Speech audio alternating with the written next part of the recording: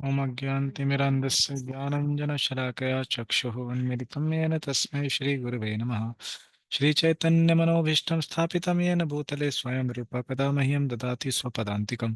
वन्देऽहं श्रीगुरोः श्रीयुतपदकमलं श्रीगुरून् वैष्णवांश्च श्रीरूपं साग्रजातं सहगना रघुनाथान्वितं तं सजीवं साद्वैतं सावधूतं परिजनसहितं कृष्णचैतन्यदेवं श्रीराधा कृष्णपादान् सहगना ललिता श्रीविशाखान्वितांश्च नम ओं विष्णुपादाय कृष्णप्रेष्ठाय भूतले श्रीमते भक्तिवेदांत स्वामिन्निति नामिने नमस्ते सारस्वते देवे गौरवाणी प्रचारिणे निर्विशेष शून्यवादी पाश्चात्य देशतारिणे नमो महावदान्याय कृष्ण प्रेम प्रदायते कृष्णाय कृष्ण चैतन्य नामिने गौरतुषे नमः। हे कृष्ण करुणा सिंधु दीनबंधो जगतपते गोपेश गोपिका कांत राधा कांत नमोस्तुते तप्त कांचन गौरांगी राधे वृंदावनेश्वरी वृषभानुसुते देवी प्रणमामि हरिप्रिये वाञ्छाकल्पतरुभ्यश्च कृपा सिन्धुभ्य एव च पतितानां पावनेभ्यो वैष्णवेभ्यो नमो नमः। जय श्री कृष्ण चैतन्य प्रभु नित्यानंद श्री अद्वैत गदाधर श्रीवास आदि गौर भक्तवृंद। हरे कृष्ण कृष्ण कृष्ण हरे हरे, हरे राम राम राम हरे हरे। हरे कृष्णा। सभी भक्तों का हार्दिक स्वागत है। सभी मुझे सुन पा रहे हैं क्या प्रभु जी अच्छे से? आवाज आ रही है ठीक से? यस प्रभु जी। हाँ ठीक है। तो भगवत गीता का आज हम 7वां अध्याय शुरू करने जा रहे हैं। तो आशा करता हूँ कि इसके पहले आपने जो भी पहले 6 अध्याय पूरे हुए हैं उसका आपने एक बार अब पुनरावलोकन किया होगा, और फिर उसके बाद वहाँ आगे से हम स्टार्ट कर रहे हैं। हम्म। तो प्रभु जी इसमें जो भी भक्त है वो कितने सारे भक्त हैं, और उनका कुछ इंट्रोडक्शन कुछ उनके बारे में कुछ बता देंगे तो फिर अच्छा रहेगा।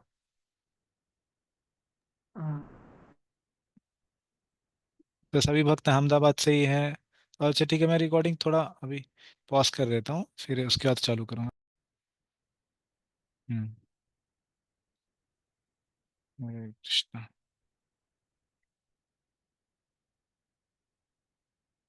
हाँ अभी स्टार्ट हुआ।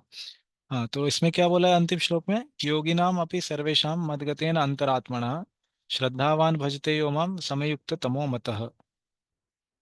तो जो इसकी पृष्ठभूमि है वो तो मैं अभी नहीं बता रहा हूँ। तो भीष्म पर्व के अंतर्गत ये आता है भगवत गीता। और इसमें कृष्ण और अर्जुन के बीच का जो संवाद है, तो इसमें 500 से ज्यादा श्लोक भगवान कृष्ण ने बोले हैं। फिर अर्जुन ने श्लोक बताए हैं कुछ। और बाकी लोगों ने, धृतराष्ट्र ने और संजय ने, इन्होंने कुछ कुछ श्लोक बताए हैं। तो ये जो 6ठे अध्याय तक चर्चा हुई है उसका सारांश बताता हूँ मैं। तो पहले अध्याय से जब शुरुआत हुई भगवत गीता की, तो वहां पर पहले बताया गया किस प्रकार से अर्जुन जो है वो संभ्रम में है।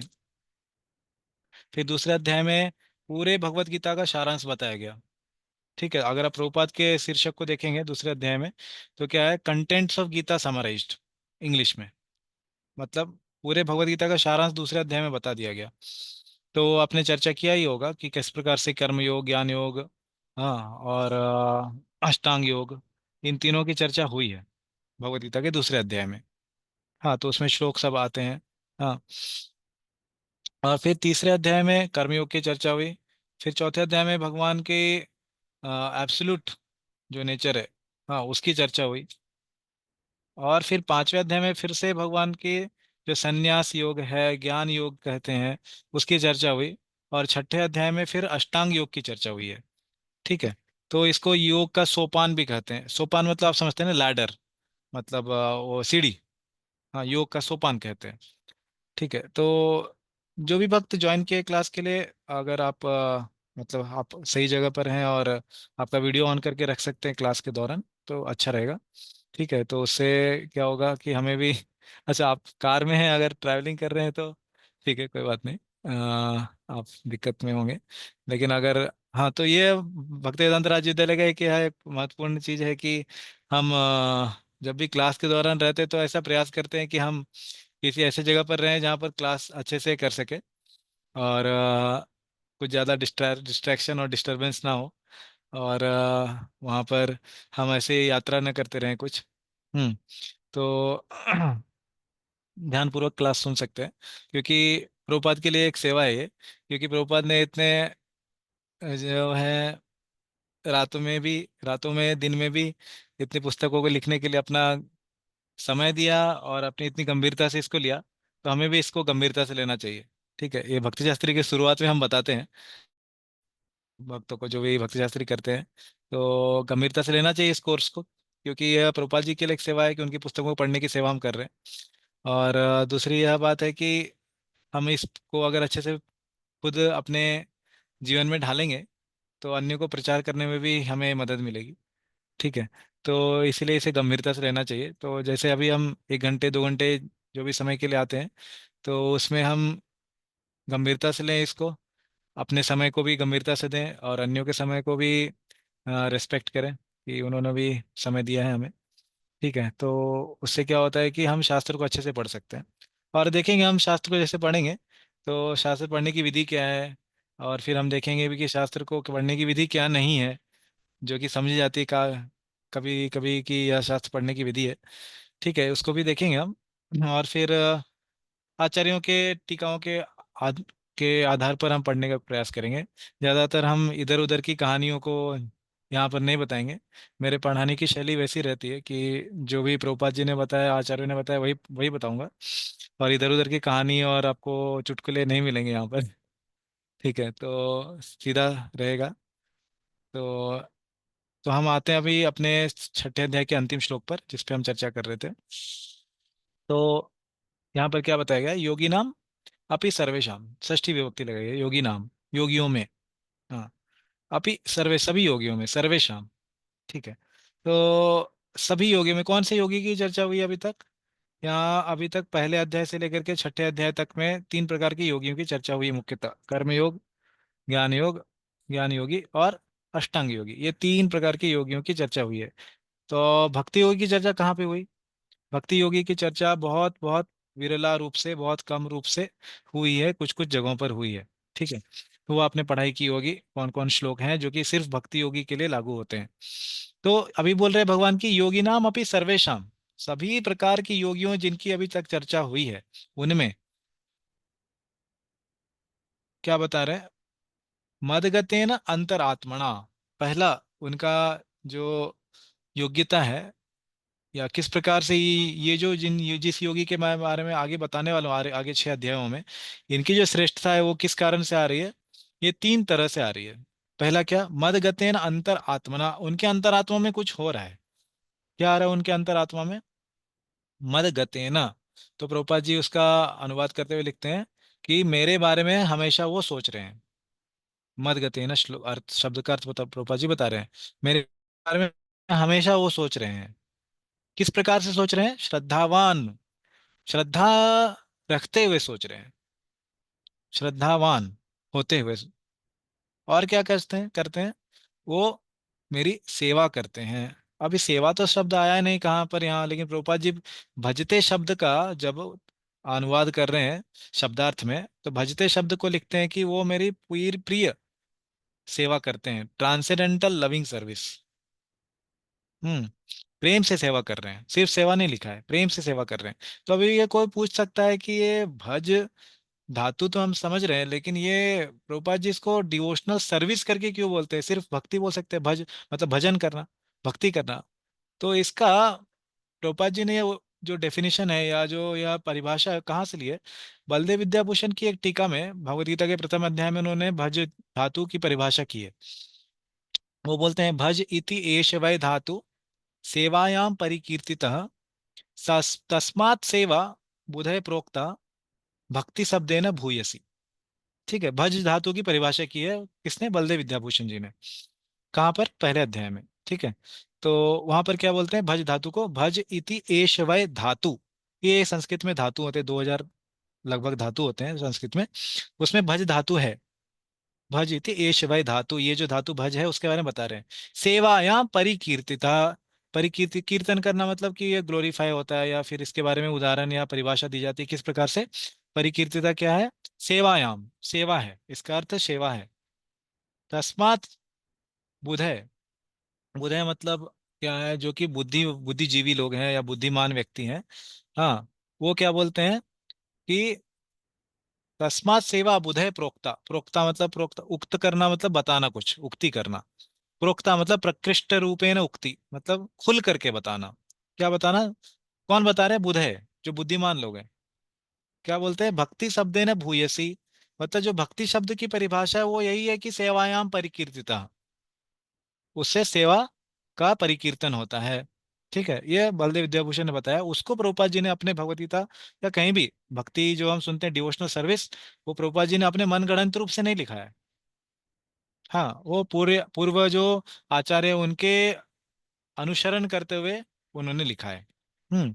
तो श्रद्धावान भजते योमाम, इस श्लोक में बताया गया है, छठे अध्याय के 47वें श्लोक में। तो भज धातु का प्रभुपाद जी ने तात्पर्य करते हुए, शब्दार्थ करते हुए लिखा है, रेंडर्स ट्रांसेंडेंटल लविंग सर्विस। मतलब वो किस प्रकार की सेवा कर रहा है? प्रेम पूर्वक भक्तिमय सेवा कर रहा है। ठीक है, दूसरी बात ये होगी, किसकी सेवा कर रहा है? माम, यो माम, मेरी। हाँ, भगवान खुद के बारे में बोल रहे हैं, मेरी सेवा कर रहा है।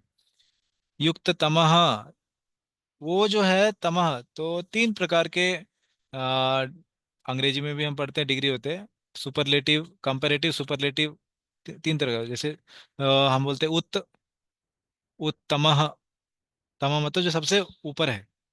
ठीक है, तो जैसे बोलते हैं हम तर और तम, कंपैरेटिव फिर सुपरलेटिव। तो तमा जो लगा देते हैं हम अगर सफिक्स, तो मतलब कि वो क्या होता है? सबसे ऊंची अवस्था हो जाती है किसी भी चीज की। ठीक है, शुद्ध तमह, शुद्धतर, शुद्धता, पहला हो गया शुद्धता। ठीक है, प्योर है। ठीक है, शुद्धतर मतलब उससे ज्यादा और प्योर है, शुद्ध है। शुद्ध तमह, और भी ज्यादा शुद्ध है, सबसे शुद्ध है। शुद्ध तमह तीसरी अवस्था हो गई उसकी शुद्धता की। ठीक है, तो उसी तरह युक्त तमह मतलब उसकी जो भगवान में संलग्नता है, जो कि अभी अगले 7वें अध्याय के पहले श्लोक में बताएंगे। वही आसक्त, आसक्ति है, वो कैसी है? जो पहला वर्ड आएगा वही बोलेंगे भगवान। उसकी मेरे अंदर आसक्ति कैसी है? वो कहाँ से आया? ये पिछले श्लोक से आ रहा है। युक्त तमह, वो मेरे में युक्त है, और वो मेरे मत में, मेरे हिसाब से, या मेरे मत, हाँ, जैसे लास्ट वर्ड बोल रहे हैं ना, इस समय युक्त तमो मतः, मेरे मत में, हाँ, वो क्या है? सबसे अच्छा योगी है। ठीक है, तो इस श्लोक की क्या हो गई पूरी अनुवाद? योगी नाम अपनी सर्वेशम, सभी योगियों में जो भी दिख रहे हैं, अभी तक जो भी चर्चा हुई, मदगतेन अंतरात्मा ना, उनमें जो मेरे अंतरात्मा में मेरे बारे में हमेशा ध्यान करते हैं। किस प्रकार की अवस्था में ध्यान करते हैं? श्रद्धावान होते हुए, साथ साथ सिर्फ श्रद्धा ही नहीं रखते, सेवा भी करते हैं मेरी। भजते, किसकी सेवा करते हैं? माम, मेरी, भगवान को बोल रहे हैं। वो मेरी परिप्रेक्ष्य में या मेरे मत में सबसे अच्छा है। ऐसा पिछला अध्याय के लास्ट श्लोक में बताया है, छठे अध्याय के 47वें श्लोक में। ठीक है, इसके ऊपर कुछ प्रश्न है किसी का, जो भी अभी हमने चर्चा की?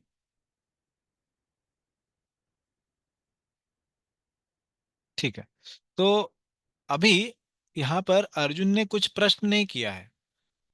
जब भी हम देखते हैं भगवत गीता के पहले 6 अध्यायों में, लगभग हर एक अध्याय के शुरुआत में अर्जुन का कुछ ना कुछ प्रश्न है। फिर भगवान भगवान जो है, भगवान उसका उत्तर देते हुए बाकी के अध्याय में चर्चा करते हैं, है ना।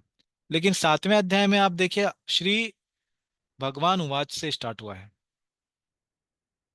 यहाँ पर अर्जुन उवाच करके नहीं बताया है, अर्जुन ने कोई प्रश्न नहीं पूछा, भगवान खुद ही शुरू कर दिए। तो भगवान को कोई प्रश्न पूछा नहीं है अर्जुन ने, तो भगवान ने खुद से क्यों चर्चा शुरू की? यह हमारे आचार्य इसके ऊपर चर्चा करते हैं, वो बताते हैं, ये बहुत ही महत्वपूर्ण तथ्य है कि भगवान को भक्ति इतनी प्रिय है, बिना पूछे जाने पर भी बताने के लिए आतुर हैं। समझ रहे हैं बात? क्योंकि भक्ति की चर्चा भी शुरुआत होने वाली है, शुद्ध भक्ति की चर्चा शुरुआत नहीं होने वाली है, सिर्फ भक्ति की। शुद्ध भक्ति की चर्चा 9वें अध्याय में आएगी। ठीक है, 7वें और 8वें अध्याय में प्रधानीभूत भक्ति कहते हैं, जो कि मिक्स्ड भक्ति, मतलब कि मिश्रित भक्ति, उसकी चर्चा होने वाली है। उसको बताने के लिए भगवान इतने आतुर हैं। शुद्ध भक्ति का क्या ही कहना, ऐसा बोल सकते हैं। ठीक है। तो 9वें अध्याय में शुद्ध भक्ति की चर्चा होगी, 12वें अध्याय में भी होगी। लेकिन 9वां अध्याय जो है वो बहुत ही गुह्य से गुह्यतर से गुह्यतम अध्याय बताया गया है, 9वां अध्याय। ठीक है। तो भगवद गीता के शुरुआत में जब बलदेव विद्याभूषण, विश्वनाथ ठाकुर और शिला प्रभुपाद जो जब बताते हैं भगवत गीता का हमें इंट्रोडक्शन, या उसके बारे में हमें बताना शुरुआत करते हैं, तो वो बोलते हैं भगवत गीता एक पेटी के समान है, एक पेटिका के समान है, एक संदूक के समान है। कैसा है संदूक? जो ऐसा मान सकते हैं कि लोहे का, जिसका आवरण बाहर का है, लोहे का आवरण है। तो जैसे हम किसी भी ज्वेलरी शॉप में या किसी सोने की दुकान पे कुछ भी ज्वेलरी अगर खरीदते हैं, तो उसका बक्सा हम जो देखते हैं वो कैसा रहता है? प्लास्टिक का रहेगा, या फिर लोहे का रहेगा, या फिर वेलवेट मखमल उसका रहेगा, और अंदर में कुछ सोना या हीरा, यो जो भी मोती है वो रहता है। तो भगवत गीता को भी उससे ही तुलना की गई है। तो बोलते हैं कि भगवत गीता में जो पहले 6 अध्याय हैं और जो अंतिम के 6 अध्याय हैं, मतलब 1 से 6 और 13 से 18, ये जो है ऊपर और नीचे की जो पेटी के जो कवर है, कवच है, उसके समान है, जो कि लोहे के समान है। जो लेकिन जो महत्वपूर्ण चीज है वो बीच में रखी गई है। कौन से महत्वपूर्ण चीज है? सात अध्याय, 7 से लेकर अध्याय 12 तक भक्ति योग जो है वो बीच में रखी गई है, जो कि महत्वपूर्ण चीज है। तो ऐसा तो कभी नहीं होगा ना कि बाहर की जो पेटी है वो सोने की बनी हुई है और अंदर लोहे की वस्तु रखी है। ऐसा तो कभी नहीं होगा, है ना? तो भगवत गीता में जो सबसे महत्वपूर्ण चीज है वो बीच के अध्याय में रखी गई है, 7 से लेकर के 12 तक। उसमें भी जो बहुत ही महत्वपूर्ण है 9वां अध्याय, जो कि पूरे भगवत गीता के बीच में है, वो सबसे सबसे ज्यादा महत्वपूर्ण है। जैसे सोने की अंगूठी में कभी कभी बीच में हीरा रहता है, तो वो 9वें अध्याय की तरह है वो हीरा। ठीक है। तो आगे जैसे जाएंगे उसके बारे में और चर्चा करेंगे। तो पहला ये चीज बताते हैं हमारा आचार्य कि जो पहले 6 अध्याय और अंतिम के 6 अध्याय, उससे ज्यादा महत्वपूर्ण भक्ति है जो कि बीच में रखी गई है। क्योंकि जो महत्वपूर्ण चीज है उसको हम संजो के रखते हैं, सावधानी से रखते हैं। दूसरी बात, जो भक्ति योग है अगर वह ज्ञान योग और कर्म योग, पहला 6 अध्याय मुख्यतः कर्म योग के बारे में चर्चा है, अंतिम के 6 अध्याय 13 से 18 वो ज्ञान योग के बारे में चर्चा है। ठीक है। अगर वो भक्ति के आ, संलग्न में नहीं है, मतलब उससे जुड़ी हुई नहीं है, उससे टच में नहीं है, उसके स्पर्श में नहीं है अगर, तो क्या होगा? वो मर जाएगी। उसका जो भी रिजल्ट है वो आएगा नहीं। मतलब ज्ञान योग का जो फल है वो क्या है? मुक्ति, वो नहीं मिलेगा। और कर्मयोग का फल क्या है? कर्मयोग का फल है कहाँ जाना? आपने पढ़ा होगा दूसरे अध्याय हायर में। Higher planetary systems. हाँ हाँ हाँ, स्वर्ग जाना। ठीक है। तो यह जो है नित्य नहीं है, स्वर्ग जाकर के वापस पृथ्वी पे आना पड़ता है। जैसे ही क्षीणे पुण्य मर्त्य विशंति। ठीक है। पुण्य जैसे ही क्षीण होता है, मर्त्य मतलब पृथ्वी पे वापस आना पड़ता है। लेकिन जो ज्ञान योग का जो फल है वो परमानेंट है, वो शाश्वत है। क्या? मुक्ति। ठीक है। लेकिन यहाँ पर आचार्य बताते हैं कि भक्ति के बिना वो दोनों भी फल नहीं मिलेगा। तो वो उसका जो मत है वो कहाँ पर मिलता है? वो श्रीमद् भागवत के दूसरे स्कंद में मिलता है। ठीक है। सुखदेव गोस्वामी बताते हैं कि अ, जो भी कर्म योग है, ज्ञान योग है, अष्टांग योग है, उसका फल मिलेगा नहीं अगर वो भक्ति से रहित है। ठीक है। तो वो दूसरे स्कंद का जो श्लोक है मैं आपको यहाँ पर बताने का प्रयास करता हूँ। ठीक है।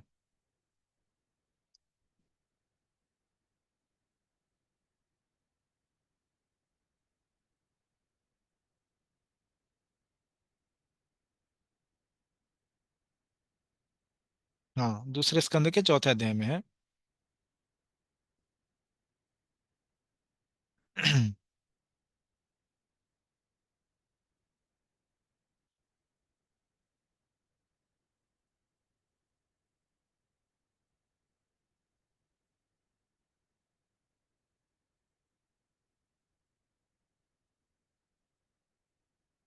आपके पास अभी मैं दिखाऊंगा वो तो अंग्रेजी में है। हम्म। हिंदी का भागवत तो खोलना पड़ेगा। ठीक है, मैं आपको बाद में वो व्हाट्सएप ग्रुप में डाल दूंगा। ठीक है, तो वो दूसरे स्कंद के चौथे अध्याय में आता है, वहां पर बताया जाता है, उसका प्रमाण वहां पर है। ठीक है। तो ये दूसरी बात हो गई। पहली बात क्या बताई, पेटिका के बारे में बताया कि भगवत गीता का जो बीच का जो अध्याय है 7 से 12 वो सबसे महत्वपूर्ण है। दूसरी बात यह बता दी कि अगर भक्ति योग का स्पर्श नहीं हुआ ज्ञान योग और कर्म योग में तो उनके फल नहीं मिलेंगे। ठीक है, ये दोनों बातों को हमारे आचार्य बताते हैं, प्रभुपाद जी भी बताते हैं। ठीक है। अभी 7वें अध्याय के चर्चा को प्रारंभ करते हैं। तो इस अध्याय का शीर्षक जो प्रभुपाद जी ने दिया है वो दिया है नॉलेज ऑफ द एब्सोल्यूट, अंग्रेजी में। उसका हिंदी में जो अनुवाद किया गया है वो है भगवत ज्ञान। ठीक है, भगवत ज्ञान। तो ये जो ज्ञान शब्द है इस अध्याय में हम देखेंगे कौन से नॉलेज की बात कर रहे हैं, कौन से ज्ञान की बात कर रहे हैं। तो इसको दो भागों में विभाजित किया गया है इस अध्याय में, ज्ञान एवं विज्ञान। ठीक है, ये दो भागों में विभाजित किया गया है इस पूरे अध्याय में। ज्ञान क्या हो गया, किसका ज्ञान है वो, भौतिक जगत का।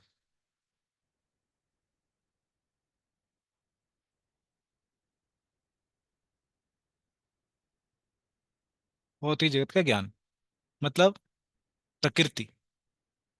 हाँ, जैसे भगवत गीता के 5 पहलू हैं।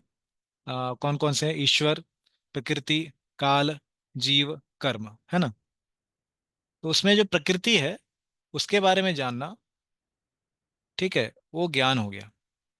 विज्ञान क्या हो गया, जो आध्यात्मिक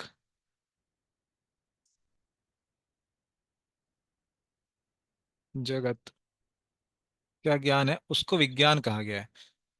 हालांकि जनरली मतलब कि हम ये जानते हैं कि ज्ञान मतलब वो हो गया थ्योरी, और विज्ञान मतलब क्या हो गया, प्रैक्टिकल या रियलाइज्ड नॉलेज, रियलाइज्ड नॉलेज।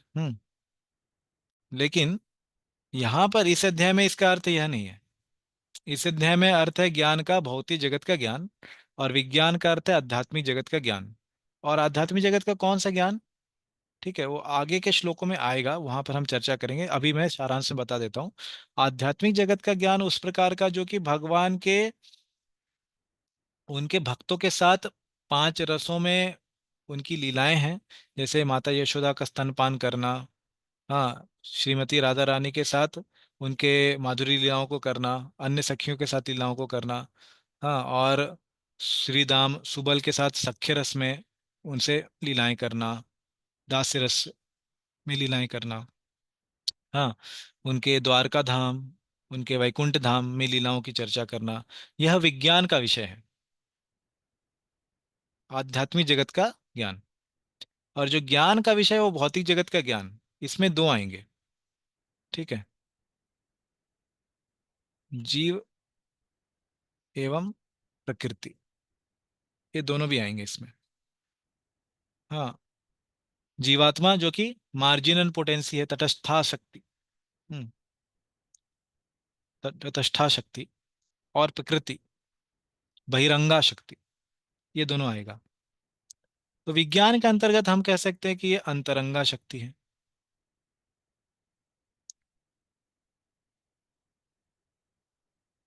ठीक है, और ज्ञान के अंतर्गत क्या आएगा, जैसे बताया मैंने, बहिरंगा शक्ति और तटस्था शक्ति। शक्ति जो है स्त्रीलिंग है, इसीलिए हमें उसे तटस्था कहना है, तटस्थ नहीं कहना है। ठीक है, तटस्था शक्ति, बहिरंगा शक्ति, अंतरंगा शक्ति, तीनों स्त्रीलिंग है। ठीक है, तो यह चर्चा होगी ज्ञान और विज्ञान में। ठीक है। तो पहला श्लोक क्या है इस अध्याय का,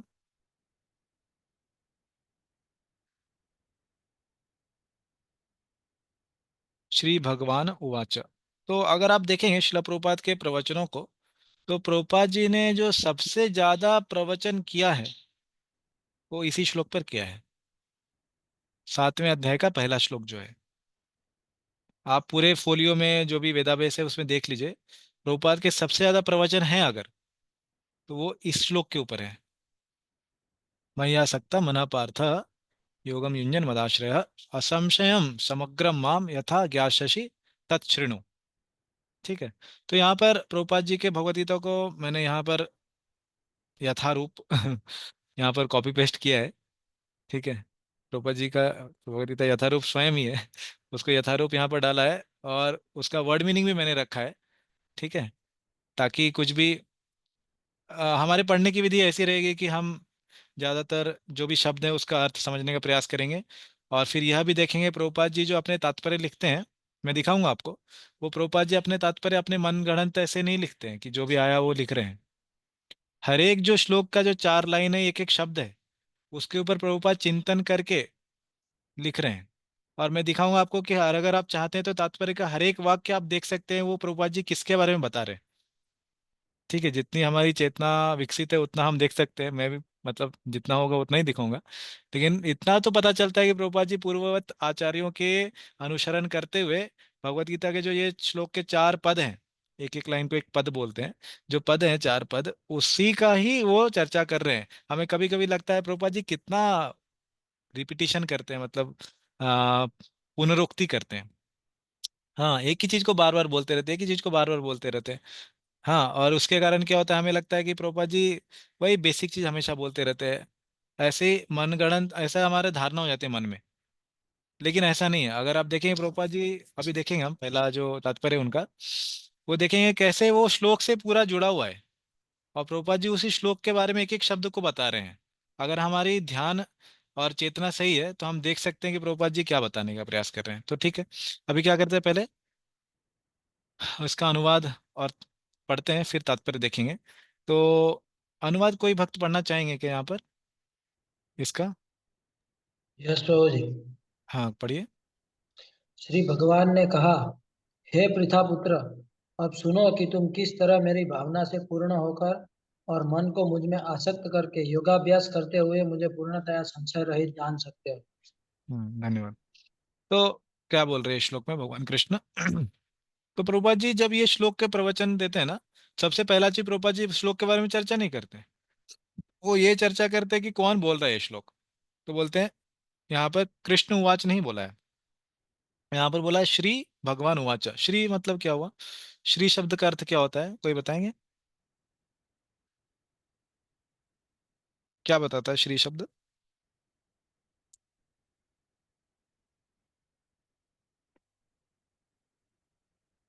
श्री शब्द वो भगवान के शक्ति, अंतरंगा शक्ति मुख्यतः उसका चिन्ह है। राधा रानी, श्रीमती राधा रानी या श्रीमती लक्ष्मी देवी, उनका चिन्ह है। ठीक है। वो भगवान के साथ हमेशा संलग्न रहती हैं, तो इसीलिए श्री। और भगवान शब्द का प्रभुपाद जी अपने प्रवचन में पूरा बताते हैं कि जो भग शब्द है, हम उसको अंग्रेजी में ऑपुलेंस करके बोलते हैं, लेकिन वह सही रूप से ट्रांसलेशन नहीं हुआ एक तरह से, क्योंकि ऑपुलेंस भी एक तरह का भग ही है। तो जो भगवान के 6 भग हैं, प्रभुपाद जी बताते हैं अपने लेक्चर में कि जो व्यक्ति ऐसा है जो इसके अंदर वो परिपूर्ण मात्रा में पूर्णता है, वही भगवान कहलाता है। ठीक है। तो अगर आप चाहते हैं तो इस श्लोक के ऊपर प्रभुपाद के अनेक प्रवचन है, किसी भी प्रवचन को उठा करके देखिए। भगवान शब्द का व्याख्या प्रभुपाद जी अच्छे से करते हैं। पराशर मुनि की जो परिभाषा है भगवान शब्द की, जो 6 ऐश्वर्य हैं किसी व्यक्ति में होने चाहिए जो भगवान कहलाने के लिए योग्य है, उसके बताते हैं प्रभुपाद जी। ठीक है। तो यह पहला चीज प्रभुपाद जी बताते हैं अपने तात्पर्य अपने प्रवचनों में। श्री भगवान उवाच, ये श्लोक भगवान बोल रहे हैं। ठीक है। और फिर प्रभुपाद जी ये भी बताते हैं कि कृष्ण जो है वो एक साधारण व्यक्ति नहीं है, सिर्फ वही भगवान कहलाने के योग्य है। ठीक है। यह पहला चीज हो गया। अभी आगे श्लोक में क्या बोल रहे हैं? मई आसक्त मनः। तो भगवान बोल रहे हैं कि पिछले अध्याय से अभी कंटिन्यू कर रहे हैं ना, जैसे मैंने बताया। अर्जुन ने तो प्रश्न पूछा नहीं था। ठीक है। अर्जुन ने प्रश्न पूछा नहीं था कि भक्ति योग के बारे में बताइए, या फिर आपके जो सबसे प्रमुख या सबसे अच्छे कोटि के योगी हैं उसके बारे में बताइए। ये सब पूछा नहीं था अर्जुन ने। भगवान ने खुद से बताना स्टार्ट किया। क्यों बताना स्टार्ट किया वो हमने चर्चा किया कि भगवान को भक्ति योग इतना प्रिय है, उतने हृदय के उनके निकट है कि वो खुद से बताना शुरू कर दिए। तो बताना शुरू किए तो अभी इसीलिए क्या बता रहे, जैसे पिछले श्लोक में क्या बताया था, योगी नाम अपि सर्वेशाम मदगतेन अंतरात्मनः, वो अंतरात्मा में मुझे चिंतन करता है। श्रद्धावान भजते यो माम समय युक्त, वो मुझ में युक्त है। और यहाँ पर उसी को कंटिन्यू करते हुए, जारी करते हुए, यहाँ पर क्या बता रहे हैं, मई आसक्त, ये शब्द का यहाँ पर इस्तेमाल किया है। देखिए प्रभुपाद जी क्या बता रहे हैं, आसक्त मनाह, आसक्त मन वाला। तो वो जो सर्वश्रेष्ठ योगी था 6.47 का, 47 ही है ना श्लोक पिछले अध्याय का,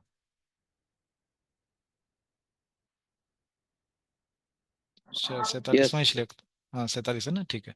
हाँ तो भगवान बोल रहे हैं मई समय युक्त तमो मतः, में युक्त, मुझ में युक्त है वो। वही बोल रहे हैं मई आसक्त, मुझ में आसक्त है व्यक्ति। ठीक है। तो यह जो आसक्त व्यक्ति है यह ज्ञानी नहीं हो सकता, और यह कर्म योगी, ज्ञान योगी, कर्म योगी भी नहीं हो सकता, और यह व्यक्ति अष्टांग योगी भी नहीं हो सकता। क्यों?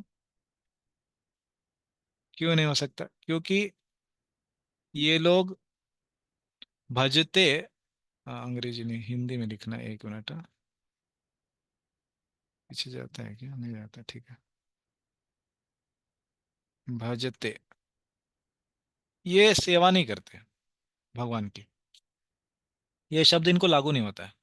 भगवान की सेवा या भजन कौन करते हैं? सिर्फ भक्ति योगी करते हैं। क्यों? क्योंकि इन सब का अपना कुछ पर्सनल मोटिव है।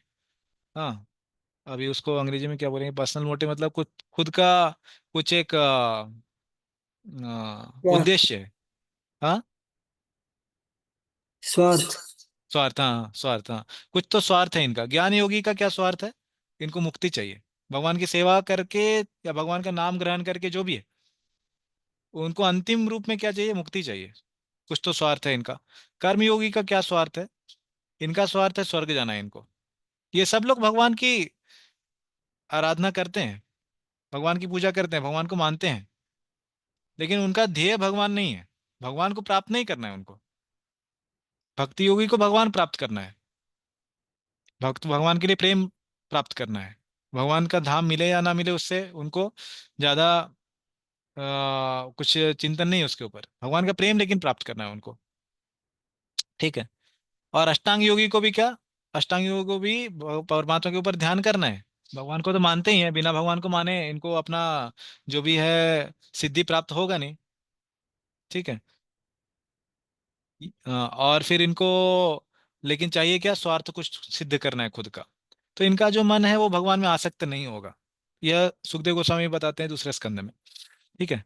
तो मुझ में आसक्त मन वाला व्यक्ति वो कौन हो सकता है? सिर्फ एक भक्ति योगी हो सकता है।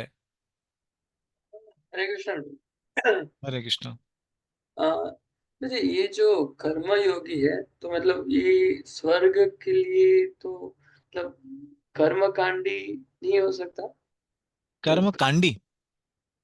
कर्म कांड जो फॉलो करते हैं वो मतलब स्वर्ग के लिए वो करते हैं जो कर्म जी योगी। तो आई थिंक हाँ, कर्मयोगी। कर्म योगी तो मतलब उसका स्वार्थ स्वर्ग तो मतलब आता है इसमें कर्मयोग में। हाँ, तो इनका स्वार्थ क्या है आपके हिसाब से?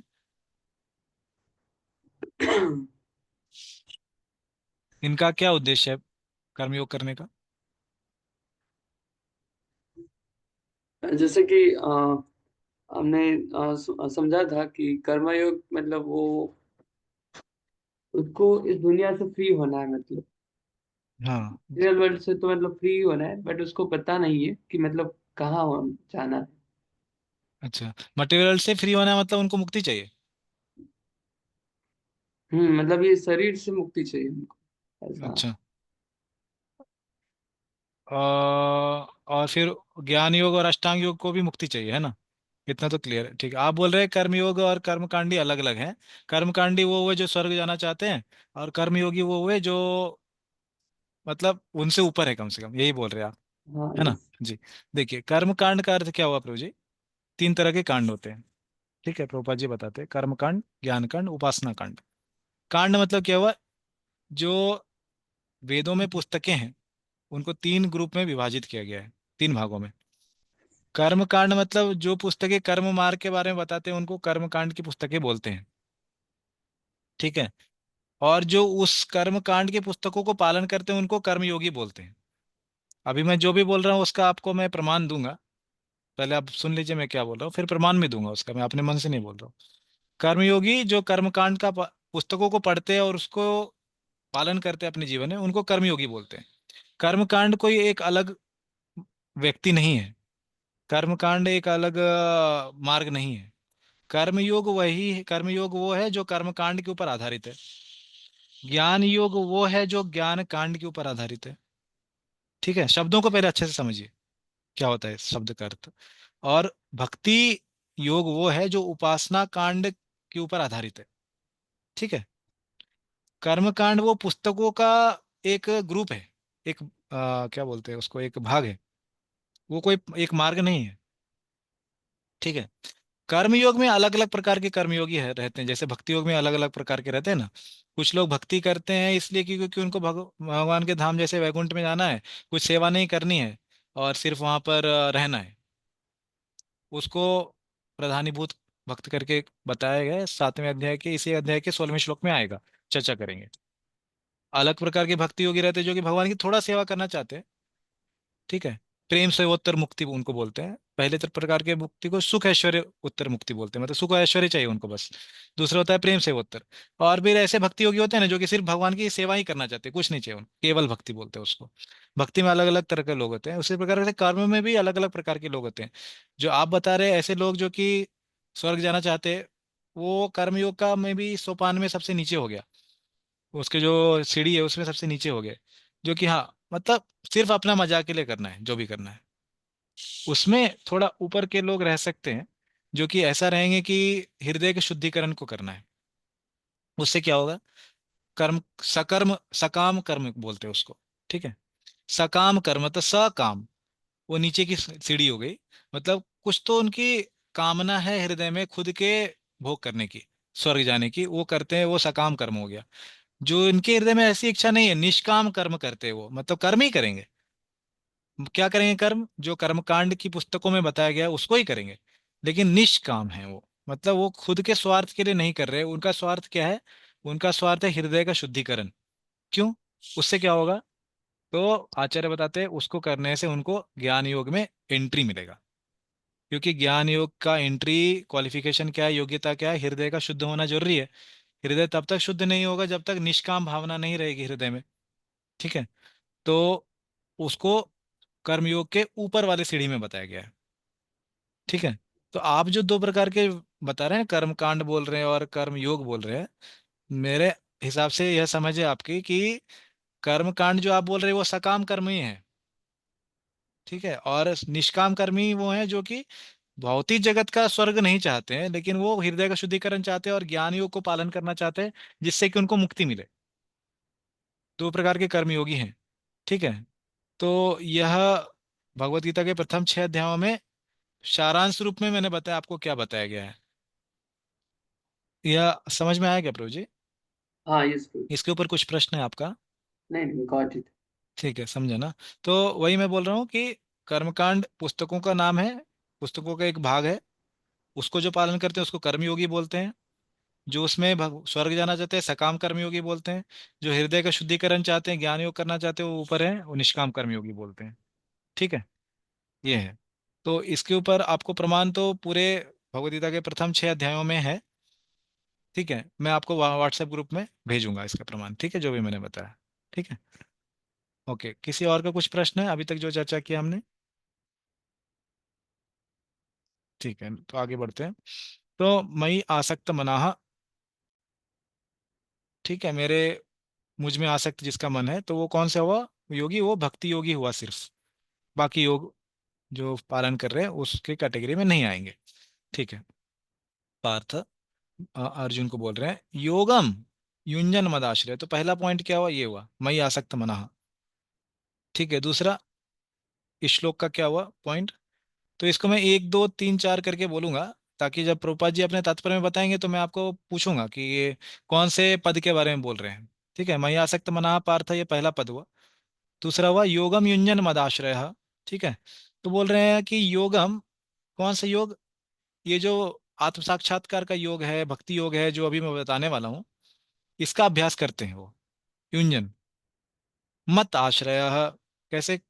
मेरी चेतना में मेरे आश्रय लेते हुए, कृष्ण भावनामृत चेतना में करते हैं अभ्यास। ठीक है, मेरे ऊपर उनका मन आसक्त है और मेरा आश्रय भी लेते हैं वो, दूसरी बात। ऐसे व्यक्तियों को क्या होगा? असंशयम, बिना किसी संशय के, बिना किसी संदेह के, समग्रम, पूर्णतः, पूर्णतया, क्या करेंगे वो? माम, मुझको, क्या करेंगे वो? मुझे साक्षात्कार में जान पाएंगे। हाँ, वे ज्ञास्यसि, वो यहाँ पे अर्जुन को बोल रहे हैं। हाँ, अर्जुन को बोल रहे हैं कि यथा ज्ञास्यसि तच्छृणु, तुम जान सकते हो किस प्रकार से मुझे, समग्रम, पूर्णतया जान सकते हो। तो जैसे प्रभुपाद जी ने क्या बोला, अब सुनो, अर्जुन को बोल रहे हैं कि तुम किस तरह से मेरी भावना से पूर्ण होकर और मन को मुझ में आसक्त करके, मई आसक्त मना, ठीक है, और मेरी भावना से पूर्ण कहाँ पे बताया है इस श्लोक में?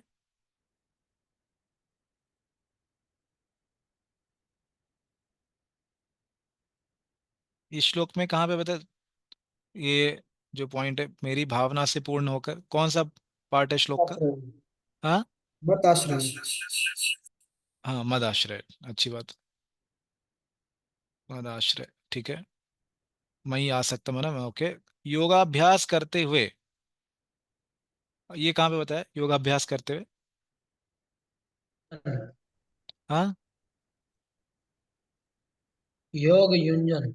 हाँ, योगम युंजन, करेक्ट। पूर्णतया संशय रहित, संशय रहित कहाँ पे बताया? तीसरा। हाँ, असंशयम। और पूर्णतया शब्द कहाँ पे बताया?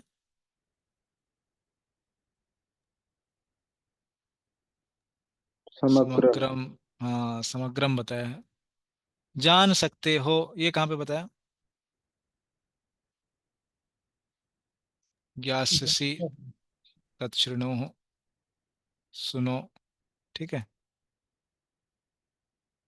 तो प्रभुपाद जी यहाँ पर क्या बता रहे हैं कि कृष्ण बोल रहे हैं अर्जुन को कि सुनो, तुम किस प्रकार से मुझे पूर्णतया जान सकते हो। अभी पूर्णतया जानने का मतलब यह नहीं कि सब कुछ जान लेंगे भगवान के बारे में, क्योंकि भगवान के बारे में सब कुछ जानना मुमकिन नहीं है। क्या जान लेंगे फिर?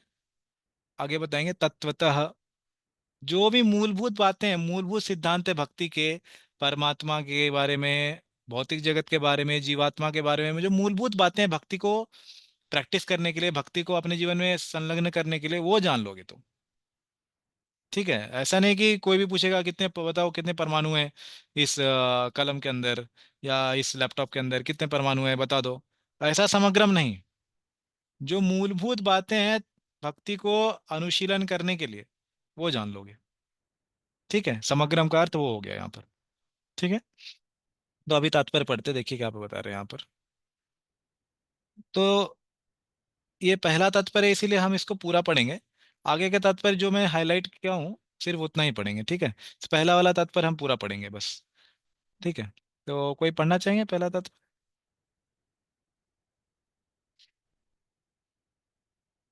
हरे कृष्णा। हाँ प्रभु जी, पढ़िए। पूरा पढ़ना है ना प्रभु जी? हाँ, पढ़िए ना। तात्पर्य, भगवत गीता के इस 7वें बीच अध्याय में में, मैं आपको रुकने बोलूंगा, जहाँ पर इस श्लोक से उसको जोड़ना है उस वाक्य को, वहां पर रुकने यस यस, बोलूंगा, ठीक है, पढ़िए। भगवत गीता के इस 7वें अध्याय में कृष्ण भावनामृत की प्रकृति का विशद वर्णन हुआ है। कृष्ण समस्त ऐश्वर्यों से पूर्ण है और वे इन्हें किस प्रकार प्रकट करते हैं इसका वर्णन इसमें हुआ हाँ है। जी, तो ये कहाँ पर बताया कृष्ण समस्त ऐश्वर्यों से पूर्ण है? श्री बता रहे भगवान। हैं प्रभुपाद जी, सातवें अध्याय में बताया गया, कहाँ पे बताया गया? भगवान। हाँ, श्री भगवान उवाच बोला ना, श्री भगवान। भगवान। तो ये जो भगवान शब्द है वो क्या हो गए? सभी ऐश्वर्यों से पूर्ण है। हाँ, पढ़िए आगे। इसके अतिरिक्त इस अध्याय में इसका भी वर्णन है कि चार प्रकार के भाग्यशाली व्यक्ति कृष्ण के प्रति आसक्त होते हैं और 4 प्रकार के भाग्यहीन व्यक्ति कृष्ण की शरण में कभी नहीं आते। हाँ, तो ये जो बताया गया चतुर्विधा भजन्ते माम, वो बताया गया कृष्ण के प्रति आसक्त होते हैं। ठीक है। और 4 प्रकार के ऐसे लोग जो असुर योनि, असुर कहलाते हैं, जो कि दुष्कृतिना है। ठीक है। ये सुकृतिना, सुकृतिना और दुष्कृतिना, वो बताया जाएगा इस अध्याय में। ठीक है। तो ये जो देखिए, ये प्रभुपाद जी या श्रीला बलदेव विद्याभूषण या श्रीला विश्वनाथ चक्रवर्ती ठाकुर किसी भी श्लोक के किसी भी अध्याय के शुरुआत में ना, ये बताते हैं, इसको कहते हैं कारिका। कारिका बोलते हैं, मतलब कि अध्याय का सारांश। पूरा अध्याय का सारांश जो है, क्या आने वाला है इस अध्याय में, ये सार अंश, ये जो है ये अपने तात्पर्य के पहले भाग में बताते हैं कोई भी आचार्य। ठीक है। कि इस अध्याय में आने वाला क्या है। ठीक है। उसको बोलते हैं कारिका। हाँ, आगे पढ़िए। प्रथम 6 अध्यायों में जीवात्मा को अभौतिक आत्मा के रूप में वर्णित किया गया है, जो हम्म। विभिन्न प्रकार के योगों द्वारा आत्म साक्षात्कार को प्राप्त हो सकता है। हाँ, छठे तो अध्याय पहले 6 अध्यायों में जैसे मैंने आपको बताया, क्या क्या बताया गया था वहां पर। कर्मयोग, ज्ञान योग, अष्टांग योग, मेनली ये 3 चीज बताया गया था। जिससे क्या प्राप्त हो सकता है, आत्म साक्षात्कार को प्राप्त किया जा सकता है। तो कर्मयोग सिर्फ आज आत्म साक्षात्कार दे सकता है। ज्ञान योग, अष्टांग योग जो है वो आत्म साक्षात के ऊपर मुक्ति भी दे सकता है।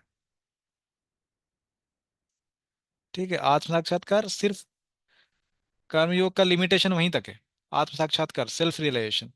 ज्ञान योग, अष्टांग योग उसके ऊपर जाकर के मुक्ति भी देता है। हाँ, आगे पढ़िए। छठे अध्याय के अंत में यह स्पष्ट कहा गया है कि मन को कृष्ण पर एकाग्र करना, या दूसरे शब्दों में कृष्ण भावनामृत ही सर्वोच्च योग है।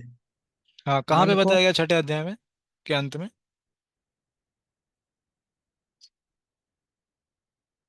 योगिनाम अपि सर्वेशम।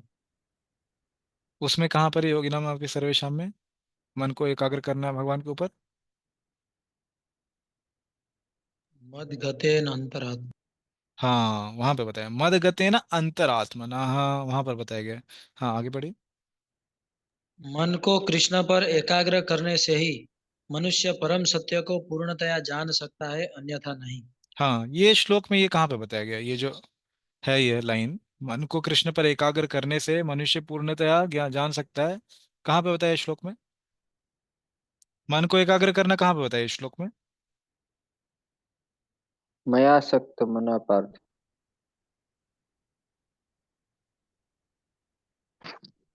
मया सक्त मना पार्थ। हाँ, ठीक है। और दूसरा ये कहाँ पे बताया गया, पूर्णतया जान सकता है, ये कहाँ पे बताया गया। यथा ज्ञास्यसि तत् शृणु। नहीं नहीं, वहां पर नहीं बताया। पूर्णतया जान सकता है, हाँ, ज्ञाससी तो ठीक है, जान सकता है, हाँ, पूर्णतया कहाँ पे बताया गया। समग्रम हाँ। समग्रम माम। हाँ, बहुत अच्छे। समग्रम माम यथा ज्ञासी तच्छृणु। हाँ, तो देखिए प्रभुपाद जी अपने तात्पर्य में जो भी लिखते हैं, वो श्लोक के ऊपर लिख रहे हैं। अगर हम उससे जोड़ करके इस वाक्य को नहीं देखेंगे, हमको लगेगा प्रभुपाद जी ऐसे ही कुछ बता रहे हैं। सही बता रहे हैं, क्या बता रहे हैं सही समझ में आ रहा है, लेकिन वो कनेक्शन नहीं बनेगा फिर। देखिए क्या बता रहे प्रभुपाद जी, मन को कृष्ण पर एकाग्र करने से ही मनुष्य परम सत्य को, या परम सत्य के बारे में कहाँ बताया गया इस श्लोक में। माम, भगवान स्वयं के बारे में बोल रहे हैं ना। समग्रम माम। तो प्रभुपाद जी ये पूरा जो वाक्य लिखे हैं, वो खुद का वाक्य नहीं है उनका। देख पा रहे हैं आप। ठीक है। आगे पढ़िए। निर्विशेष ब्रह्म ज्योति या अंतर्यामी परमात्मा की अनुभूति परम सत्य का पूर्ण ज्ञान नहीं है, हम्म। क्योंकि वह आंशिक होती है। हाँ, तो अभी प्रभुपाद जी यहाँ पर क्या चर्चा कर रहे हैं यहाँ पर। समग्रम, ये जो है ना शब्द समग्रम, वो चर्चा कर रहे हैं प्रभुपाद जी यहाँ पर। पूर्ण ज्ञान क्या नहीं है और क्या पूर्ण ज्ञान है, वो बता रहे हैं प्रभुपाद जी यहाँ पर अभी इस तात्पर्य के इस भाग में। हाँ, पढ़िए। पूर्ण कृष्ण भावनामृत में मनुष्य जान पाता है कि कृष्ण ही निसंदेह परम ज्ञान है। नहीं नहीं, विभिन्न एक लाइन प्रकार छूट गया, ये लाइन छूट गई। कृष्ण ही पूर्ण तथा वैज्ञानिक ज्ञान है और कृष्ण भावनामृत में ही मनुष्य को सारी अनुभूति होती है। हाँ, तो यहाँ पर क्या बता रहे प्रभुपाद जी, अपूर्ण ज्ञान क्या हुआ? जो ब्रह्म ज्योति, ब्रह्म का ज्ञान और परमात्मा का ज्ञान, है ना। श्रीमद् भागवत के पहले स्कंद के पहले दूसरे अध्याय के 11वां श्लोक में बताया गया है, ब्रह्मेति परमात्मेति भगवानिति शब्देते, है ना। तीन प्रकार की भगवान की अवधारणा होती है। कौन कौन सी? ब्रह्म इति, परमात्मा इति, भगवान इति। इति मतलब है। तो ब्रह्म और परमात्मा को बोलना कि भगवान इतने ही है, वो क्या हो गया? अपूर्ण सत्य है। सत्य है लेकिन अपूर्ण है, पूर्ण ज्ञान नहीं है, वो बता रहे प्रभुपाद जी, क्योंकि वह पार्शियल है, आंशिक है। और फिर आगे क्या बोल रहे हैं? कृष्ण ही पूर्ण तथा वैज्ञानिक ज्ञान है। और कृष्ण भावनामृत मतलब भक्ति के मार्ग में, भक्ति के द्वारा हम क्या जानते हैं? भगवान को जानते हैं। ठीक है। तो भगवान इति जब हम जान लेते हैं तो सारी अनुभूति प्राप्त हो जाती है। आगे पढ़िए। पूर्ण कृष्ण भावनामृत में मनुष्य जान पाता है कि कृष्ण ही निसंदेह परम ज्ञान है। हम्म ठीक है, ये भी विभिन्न वही बता रहे हैं कि पूर्ण भावनामृत मतलब क्या हुआ? समग्रम। ठीक है। और निसंदेह शब्द कहाँ पर आया यहाँ श्लोक?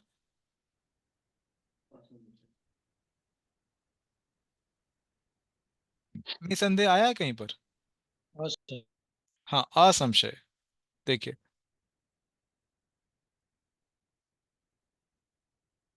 हाँ आगे बढ़िए। विभिन्न प्रकार के योग तो कृष्ण भावनामृत के मार्ग के सोपान सदृश है। हम्म जो व्यक्ति कृष्ण भावनामृत ग्रहण करता है वह स्वतः ब्रह्म ज्योति तथा परमात्मा के विषय में पूरी तरह जान लेता है। कृष्ण हम्म। भावनामृत योग का अभ्यास करके मनुष्य सभी वस्तुओं को यथा परम सत्य, जीवात्माएं, प्रकृति तथा साज सामग्री समेत उनके प्रागट्य को पूरी तरह जान सकता है। हाँ, तो ये जो पूरा बताया, ये सब कुछ क्या बताया? समग्रम के बारे में अभी तक प्रभुपाद जी चर्चा कर रहे हैं। ठीक है, देखा आपने?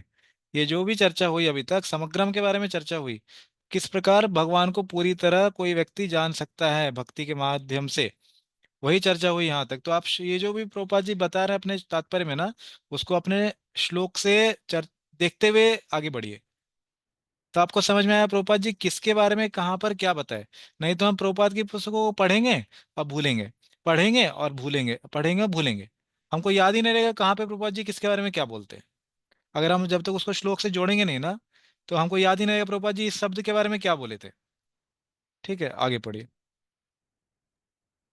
अतः मनुष्य को चाहिए कि छठे अध्याय के अंतिम श्लोक के अनुसार योग का अभ्यास करें। हम्म परमेश्वर परमेश्वर कृष्ण पर ध्यान की एकाग्रता को नवधा भक्ति के द्वारा संभव बनाया जाता है, हम्म जिसमें श्रवणम अग्रणी एवं महत्वपूर्ण है। हाँ ठीक है, अब ये बताइए एकाग्रता शब्द प्रभुपाद जी ने यहाँ पर क्यों यूज किया? कहाँ पर बताया एकाग्रता?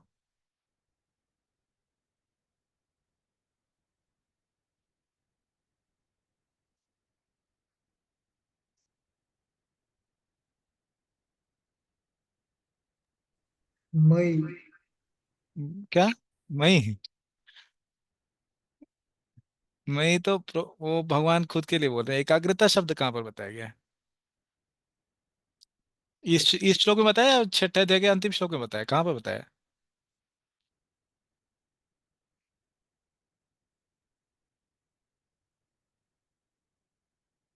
देखिए छठे अध्याय। मई, हाँ मई आसक्त मनः, उसको बोल सकते हैं। भगवान बोल रहे हैं मन को मेरे ऊपर आसक्त करो, मेरे ऊपर ध्यान केंद्रित करो, वो भी बोल सकते हैं। और छठे अध्याय के अंतिम श्लोक में भी बताया गया है, वो भी हमने चर्चा की थी। कहाँ पे बताया गया है श्लोक उसमें? योगिनाम अपि सर्वेषां मदगतेन अंतरात्मनः।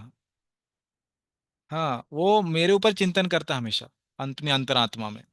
हम्म ठीक है। और यहाँ पर क्या बताया गया कि जो भी भक्ति की नवविधा चीजें हैं उसमें श्रवणम अग्रणी है।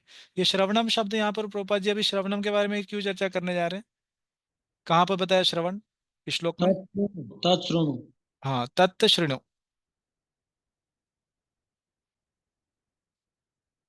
ये बताए। तो इसीलिए अभी श्रवणम शब्द के ऊपर प्रभुपाद जी चर्चा करने जा रहे हैं इस पूरे इस पैराग्राफ में। हाँ पढ़िए। अतः भगवान अर्जुन से कहते हैं, तत् शृणु, अर्थात मुझसे सुनो। कृष्ण से बढ़कर कोई प्रमाण नहीं, अतः उनसे सुनने का जिसे सौभाग्य प्राप्त होता है वह पूर्णतया कृष्ण भावना भावित हो जाता है। हम्म। अतः मनुष्य को या तो साक्षात कृष्ण से या कृष्ण के शुद्ध भक्त से सीखना चाहिए, न कि अपनी शिक्षा का अभिमान करने वाले अभक्त से। हाँ तो फिर से देखिए प्रभुपाद जी यही बता रहे, पूर्णतया सीख जाता है मतलब क्या? समग्रम, है ना? तो कहाँ से हमें पूर्ण ज्ञान मिलेगा, समग्र ज्ञान कहाँ से मिलेगा? दो जगह से बता रहे प्रभुपाद जी। या तो भगवान कृष्ण से साक्षात सुनिए, या फिर कृष्ण के शुद्ध भक्त से सीखिए। ठीक है। तो भक्ति रसामृत सिंधु में आप पढ़ेंगे, कृष्ण शब्द की परिभाषा की गई है श्रील विश्वनाथ चक्रवर्ती ठाकुर के द्वारा। तो कौन सा श्लोक है ये? भक्ति रसाम सिंधु के पहले भाग के पहले लहर के 11वां श्लोक में बताया गया, अन्याभिलाषिता शून्यम ज्ञान कर्मादि अनावृतम आनुकूल्यन कृष्ण अनुशीलन भक्तिर उच्यते, भक्तिर उत्तम। ठीक है, उत्तम भक्ति की परिभाषा करते हुए बताई गई है। कृष्ण शब्द का उसमें योग हुआ हुआ है उस श्लोक में। कृष्ण अनुशीलन, कृष्ण का अनुशीलन करना, भक्ति का अनुशीलन करना। तो कृष्ण के बारे में बताते हैं विश्वनाथ ठाकुर, कृष्ण शब्द का अर्थ हुआ कृष्ण, उनके सभी अवतार और उनसे जुड़ी हुई सभी वस्तुएं और उनके भक्त, ये सब बताया गया है। तो जो भी इन सब चीजों के प्रति क्या रखता है, अनुकूल भावना रखता है और उनके प्रति सेवा करता है, वो सब भक्ति के अंतर्गत आता है, उत्तम भक्ति के अंतर्गत आता है। तो कृष्ण शब्द का अर्थ दोनों भी हुआ, साक्षात कृष्ण और उनके अवतार, या फिर उनसे जुड़े हुए जो वस्तुएं हैं या उनके भक्त, ये सभी कृष्ण के अंतर्गत आते हैं, कृष्ण शब्द के अंतर्गत। ठीक है, ये भक्ति रसायन सिंधु में आप देख सकते हैं। तो प्रोपा जी बता रहे हैं कि देखिए, सबसे महत्वपूर्ण क्या है, श्रवण जो है वो सबसे अग्रणी एवं महत्वपूर्ण है। और यह एक तरह से हम जान सकते हैं कि ये सबसे आसान भी है। ठीक है, क्योंकि आजकल पढ़ना बहुत ही दुर्लभ हो गया है। पता नहीं कितने बाहर के लोग और भक्त भी पढ़ाई पे मतलब बुक लेकर के बैठ के पढ़ते हैं, या मैं नहीं बोल रहा हूँ, यह एक क्या बोलते हैं, एक ये किया गया था, सर्वे सर्वे किया गया था इस्कॉन में, कितने लोग प्रभुपाद की पुस्तकों को पढ़ते हैं। तो उसमें से 10% लोग ने बोला वो पढ़ते हैं। ठीक है, 10% लोग पढ़ते हैं। और कितने लोग प्रभुपाद की सभी पुस्तकों को पढ़ चुके हैं, उसका नंबर 1%। 1% लोग ही प्रभुपाद की सभी पुस्तकों को पढ़े हैं इस्कॉन में। और कितने लोग पढ़ते हैं, वो 10% ही है। तो जैसे अभी भारत में कुछ वर्षों, कुछ सदियों पूर्व साक्षरता अभियान चलाया गया था, वैसे ही हमारे इस्कॉन में भी साक्षरता अभियान चलाना का प्रयास हो रहा है। कि साक्षर मतलब सब पढ़ना लिखना जानते हैं, लेकिन भक्ति में साक्षरता मतलब पढ़ाई करना पुस्तकों को लेकर के, वो बहुत ही कम हो गया है। सुनना बहुत ही आसान हो गया है, यूट्यूब पर जाएंगे। अभी पता नहीं ब्रह्मचर्य आश्रम में आपको, हमारे यहाँ तो नहीं है इतना यूट्यूब, हमें परमिशन नहीं है देखने का। लेकिन बाकी सब जगहों पर यूट्यूब में सुनना बहुत ही आसान हो गया, और किसी से भी कहीं से भी कभी भी सुन सकते हैं। हाँ, तो सुनना बहुत ही आसान हो गया है, लेकिन वो सबसे महत्वपूर्ण भी है। और सुनने का ऐसा अर्थ यह नहीं है कि पढ़ना सुनने से अलग है। कभी कभी भक्त बोलते हैं, प्रभु जी ये पठन जो है ये तो नवविधा भक्ति में है ही नहीं। तो फिर प्रभुपाद ने इतने सारे पुस्तक लिखे, और उनके पहले पूर्ववर्ती आचार्यों ने इतने सारे पुस्तक जो लिखे हैं, उन्होंने तो इसके बारे में ध्यान नहीं दिया फिर, कि पठन जो है नवविधा भक्ति का अंग नहीं है। तो ऐसा नहीं है, पठन जो है वो स्वयं आचार्यों से या प्रभुपाद से सुनना है, उनकी पुस्तकों को पढ़ना, वो भी श्रवण की एक विधि ही है। ठीक है, उनसे डायरेक्ट हम सुन रहे हैं। हम ऐसा सोचना चाहिए, प्रभुपाद की जब पुस्तक पढ़ रहे हैं तो उनके शरण में बैठ करके हम उनसे प्रवचन सुन रहे हैं। ठीक है, उस विधि से हमें सुनना चाहिए, क्योंकि सुनना आजकल कहीं से भी बहुत ही आसान हो गया, और बहुत मसालेदार चीजें मिलती हैं जो कि शास्त्रों पर आधारित ना हो। हरे कृष्णा, आवाज आ रही है क्या? यस प्रभु जी, आवाज आ रही है। हरे कृष्णा। हाँ नहीं, मुझे लगा कुछ ब्रेक हो गया, यहाँ पे वीडियो रुक गया था। सभी भक्तों का। ठीक है, तो सुनना बहुत ही आसान हो गया है। लेकिन आजकल ये भी देखा जा रहा है कि भक्त लोग सुनते हैं तो मतलब जो भी आ गया उनसे सुन लेते हैं। मतलब मंदिर में नहीं बोल रहा हूँ, यूट्यूब पे जो भी मिल गया, जो भी दिख गया उनसे सुन लेते हैं। अभी वो प्रामाणिक है कि नहीं है वो पता नहीं। प्रभुपाद जी अगर आप सुनेंगे उनके प्रवचनों में हमेशा बोलते हैं एक वर्ड, हियरिंग के पहले एक वो प्रीफिक्स लगाते हैं, बोनाफाइड हियरिंग। आप डाल के देखिए वेदाबेस में, वो डालते बोनाफाइड हियरिंग बोलते हैं। मतलब अधिकृत व्यक्तियों से सुनना। अधिकृत व्यक्ति कौन है? कौन है अधिकृत व्यक्ति? कैसे जानेंगे अधिकृत है वो? कोई इसके ऊपर प्रकाश डालना चाहेंगे? अधिकृत मतलब क्या हो गया? अधिकृत व्यक्ति क्या बोल रहे हैं प्रभुपाद जी? बोनाफाइड हियरिंग मतलब किनसे सुनना है? कैसे जानेंगे कि बोनाफाइड है? जो परंपरा में आ रहा है। हाँ सही बात बोले, जो परंपरा में आ रहा है। लेकिन आप कैसे जानेंगे कि परंपरा में आ रहा है?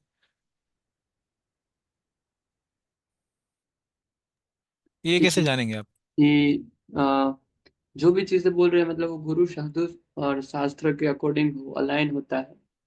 हाँ ये सही बात है, जो गुरु साधु और शास्त्र के ऊपर अलाइन होता है। ठीक है, तो अभी अगला प्रश्न ये आता है, आपको कैसे पता वो जो बोल रहे हैं गुरु साधु और शास्त्र में अलाइन है? चलो, गुरु और साधु बोलेंगे कुछ, लेकिन आपको कैसे पता वो शास्त्र के ऊपर अलाइन है?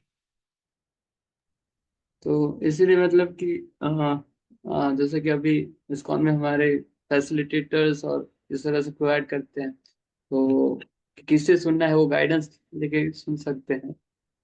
ठीक है। या तो जैसे कि प्रभुपाद जी की बुक्स है, तो वो पढ़ेंगे तो उसके अकॉर्डिंग अगर वो चीजें आ रही है तो फिर वो हम्म। हम वेरीफाई कर सकते हैं। बहुत अच्छे, बहुत अच्छे, हाँ। ये सही बात है। तो हमें पहले खुद तो, दोनों चीज आपने सही बोली, पहले तो खुद तो साक्षर होना चाहिए, खुद कुछ पढ़ा होना चाहिए।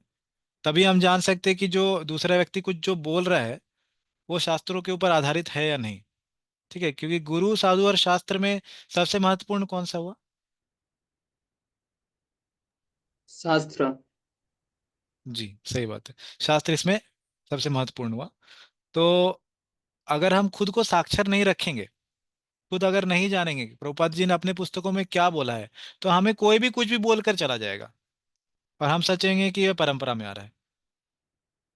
आपके साथ ऐसा हुआ भी होगा कभी, या आगे भी कभी होने की है, कभी हो सकता है।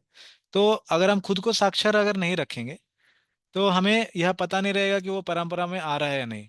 तो इसका मतलब यह नहीं कि हमें किसी दूसरे के ऊपर डाउट है, नहीं ऐसा नहीं है।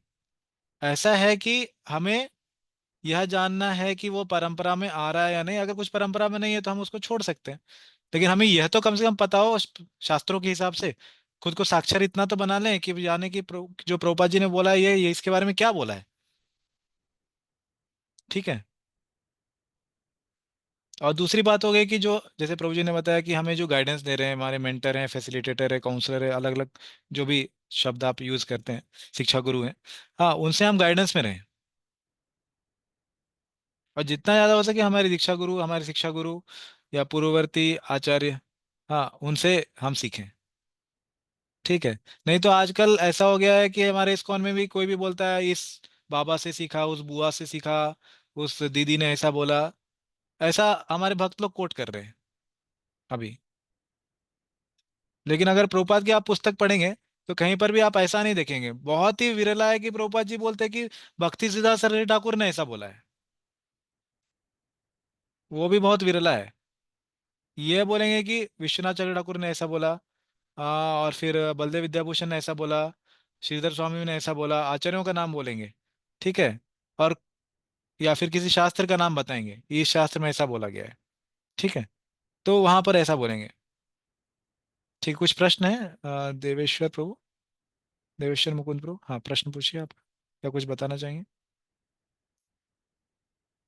सॉरी भाई, ये मिस्टेक से हैंड रेज हो गया। अच्छा ठीक है, कोई बात नहीं। तो यही यहाँ पर चर्चा का विषय है। तो अभी मैं आपको एक यहाँ पर पीपीटी दिखाता हूँ कि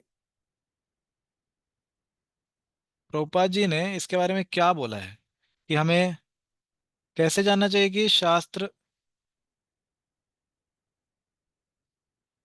जो है वो अधिकृत व्यक्ति से सुनना चाहिए। हम्म। ये अंग्रेजी में है। हाँ, मैं दिखाने का प्रयास करता हूँ, उसको हिंदी में बताऊंगा।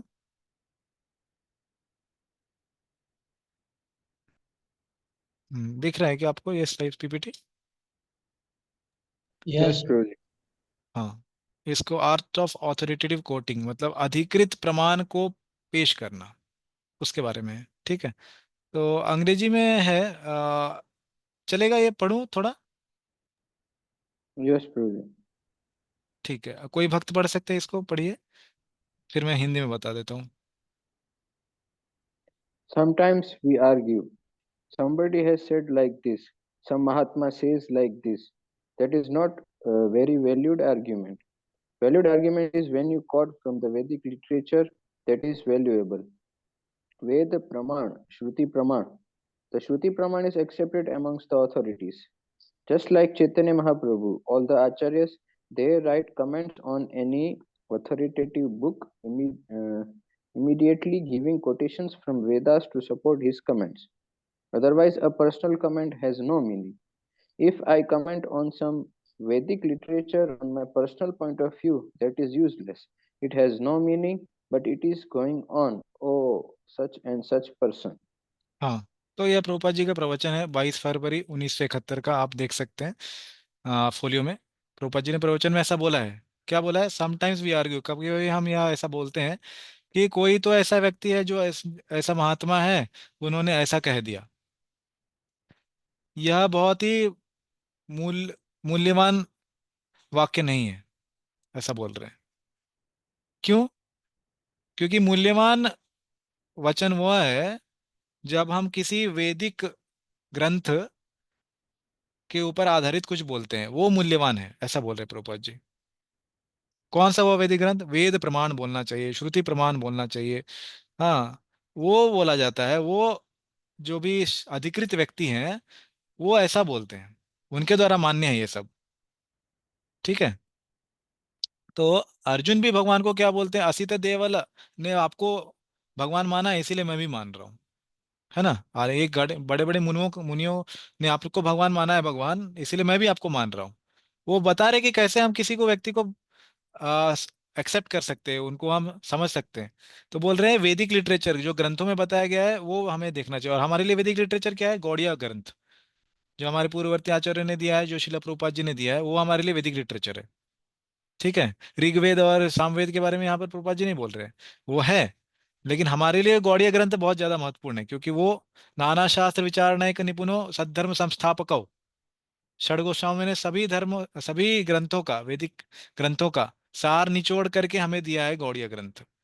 ठीक है, तो उसके बारे में बोल रहे हैं। जस्ट लाइक एग्जाम, उसके उदाहरण दे रहे हैं, चैतन्य महाप्रभु कैसे बोलते हैं और बाकी सब आचार्य कैसे बोलते हैं। वो जब भी अपनी बातों को बताना चाहते हैं कुछ भी अधिकृत पुस्तक में, तो वो क्या देते हैं, इमें कुछ ना कुछ उद्धृत करते हैं। कहाँ से? वेदों से। वेदों से कुछ उद्धृत करते हैं, ये नहीं बोलते हैं कि ये चाचा, ये दादा, ये बुआ, ये बाबा ने ऐसा बोला। ग्रंथों से उद्धृत करते हैं कुछ ना कुछ। इस उपनिषद में ऐसा कहा गया है, हाँ, इस ग्रंथ में ऐसा कहा गया है, तब होता है बात। तो हमें भी किसी व्यक्ति से जब हम प्रवचन सुन रहे हैं, उनसे अनुसरण कर रहे हैं, उनसे शिक्षाएं ले रहे हैं, हमें देखना चाहिए कि वो अधिकृत शास्त्रों के ऊपर रखी हुई बात बताते हैं या फिर मनगढ़ंत बात कुछ बता देते हैं। ठीक है, बहुत ही महत्वपूर्ण चीज है हमारे भक्ति में जीवन के लिए, बता रहा हूँ। प्रभुपाद जी ने इस जो 7.1 का ये जो पूरा तात्पर्य है, इसमें श्रीमद् भागवत के पहले स्कंद के दूसरे अध्याय के अनेक अनेक श्लोक कोट किए हैं, श्रीणु, तत्श्रीणु के ऊपर। बहुत महत्वपूर्ण चीज बताया प्रभुपाद जी ने इसके बारे में, अभी दिखाऊंगा आपको। तो ये समझना बहुत ही महत्वपूर्ण है, इसलिए कि हम किससे सुन रहे हैं, वो अधिकृत है कि नहीं, पहले तो खुद को साक्षर बनाए। दूसरा बात यह हुआ कि जो वो बता रहे हैं, ऐसा तो नहीं कि थोड़ी सी बात शास्त्रों के ऊपर बता देते हैं, फिर बाकी सब चीज अपने मन से बता रहे हैं। ठीक है, जो भी बता रहे हैं वो सब कुछ शास्त्रों के ऊपर होना चाहिए। तो यह जो एक होता है रेस्पॉन्सिबिलिटी, होती है श्रोता के ऊपर। श्रोता का यह एक रेस्पॉन्सिबिलिटी है कि वो ध्यान रखें कि वो जो भी प्रवचन करता है, वो जो भी बता रहे हैं, वो शास्त्रों के ऊपर अधिकृत व्यक्ति है, और शास्त्रों के ऊपर वो बता रहे हो, शास्त्रों के द्वारा अधिकृत है, authorised by the shastra, that is called bona fide hearing, ऐसा है। ठीक है, आगे क्या बोल रहे हैं, अदरवाइज अन्यथा एक खुद का कमेंट, खुद का वाक्य, हैज नो मीनिंग, मैं नहीं बोल रहा हूँ, प्रोपा जी बोल रहे हैं अपने लेक्चर में, हैज नो मीनिंग, इसका कुछ अर्थ ही नहीं है, बेमतलब की बात, ये सुना होगा आपने, वैसा हो गया वो, कोई अगर अपने पर्सनल कमेंट दे रहा है तो। ठीक है, प्रोपा जी बोल रहे हैं, if I comment on some Vedic literature on my personal point of view, that is useless, व्यर्थ है। अगर मैं खुद से कुछ बोलूं, अगर वो शास्त्रों पे अधिकृत, शास्त्रों के द्वारा अधिकृत नहीं है, शास्त्रों पे आधारित नहीं है, तो आगे प्रोपा जी बोलेंगे उत्पात एव केवल, वो भी श्लोक कोट करेंगे, it has no meaning but it is going on, ये ऐसा चल रहा है, ऐसे ऐसे लोग ने ऐसे बताया है। ठीक है, आगे पढ़िए। हाँ, धर्म सेतु गौर प्रभु, पढ़िए। That is the gift of Lord Chaitanya Mahaprabhu. It is in the Shastra. Chaitanya Mahaprabhu does not give you anything which is not in the Shastra.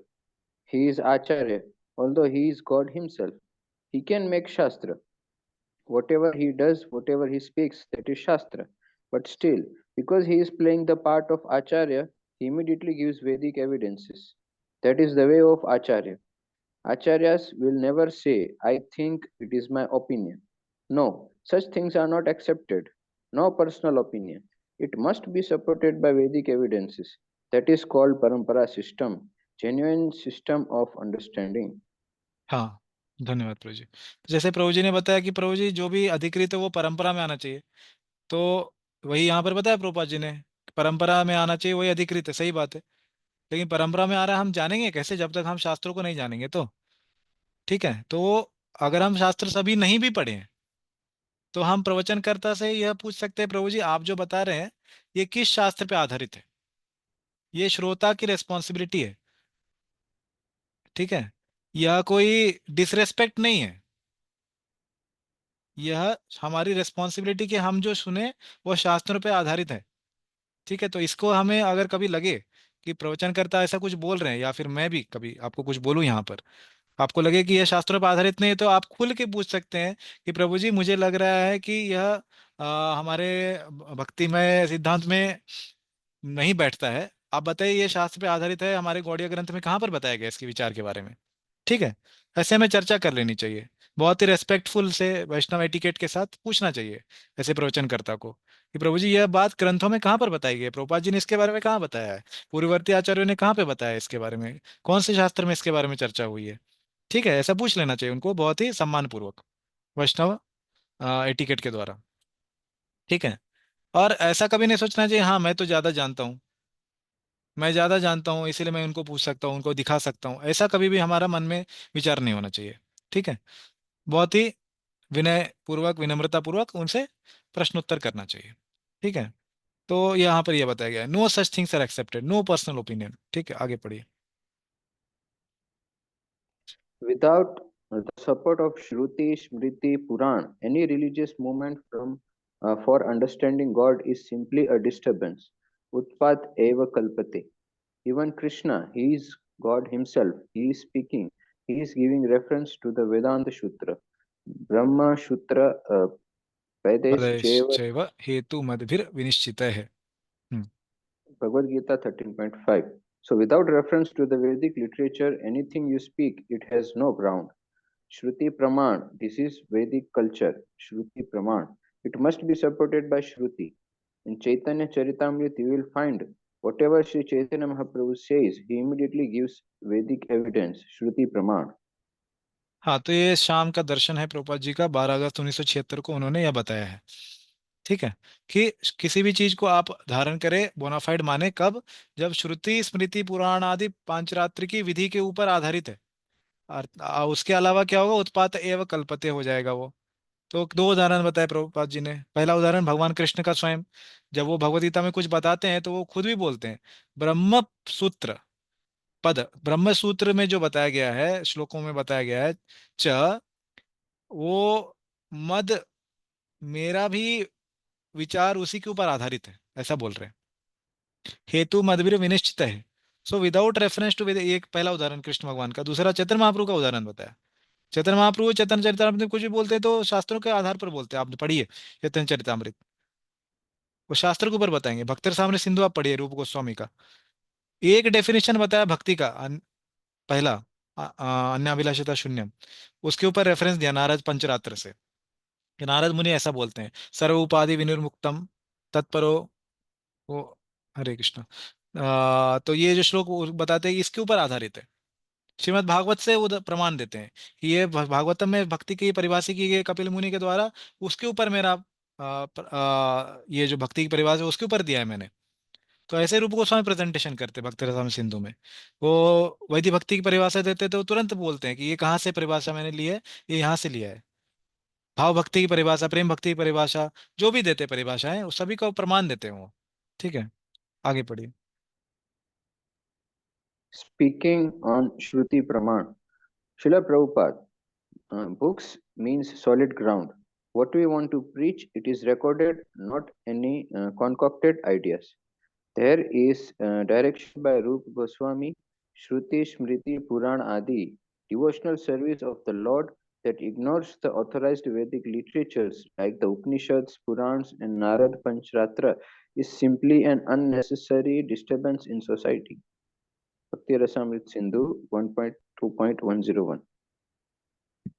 हाँ, तो ऐसे अनेक कथन है प्रभुपाद जी के जो हम देख सकते हैं, सभी में प्रभुपाद जी वही बता रहे हैं कि अपने पुस्तकों के ऊपर आधारित जो है। प्रभुपाद जी की पुस्तक में भी हम देखेंगे जहां भी उन्होंने उदाहरण दिए हैं बताते हैं ये शास्त्र से ये प्रमाण है, ऐसा बताएंगे। ठीक है, तो ऐसे बहुत सारे उदाहरण है।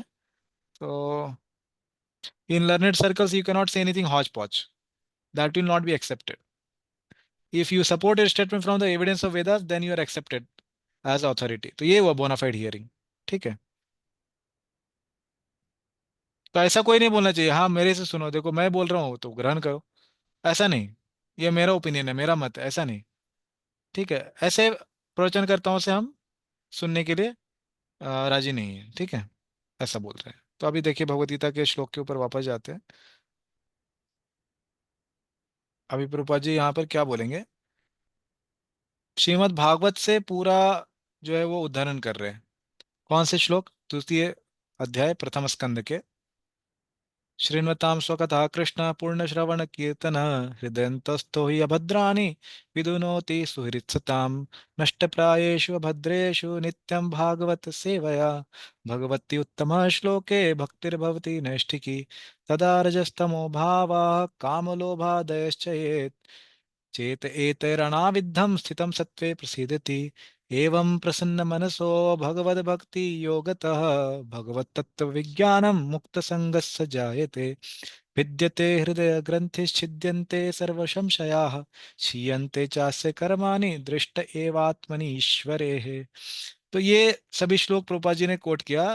क्यों बोला, ये जो वर्ड है श्रृण्वताम, क्या सुनना है, स्वकथा कृष्ण पुण्य श्रवण कीर्तन, ये जो है श्रवण का कार्य, कीर्तन का कार्य बहुत ही पुण्य कार्य है।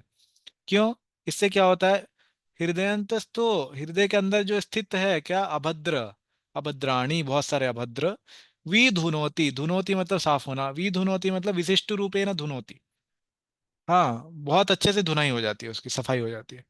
विधुनोति सुहृत सताम, ऐसे सत व्यक्ति या साधु महात्मा सुहृत हैं जो हमारे हृदय के नजदीक हैं, तो उनसे हमें श्रवण करना चाहिए। उनसे श्रवण करके क्या होगा, हृदय के अभद्र जो है वो हमसे, उनसे हम मुक्त होंगे। फिर निष्ठा आएगी, फिर रुचि और आसक्ति आएगी, फिर उसके बाद भाव भक्ति आएगा, फिर प्रेम भक्ति आएगी, भगवान का दर्शन हो जाएगा। हाँ, तो ऐसा आगे ये श्लोक में चर्चा है। ठीक है, भागवत में आप सीखेंगे इसको।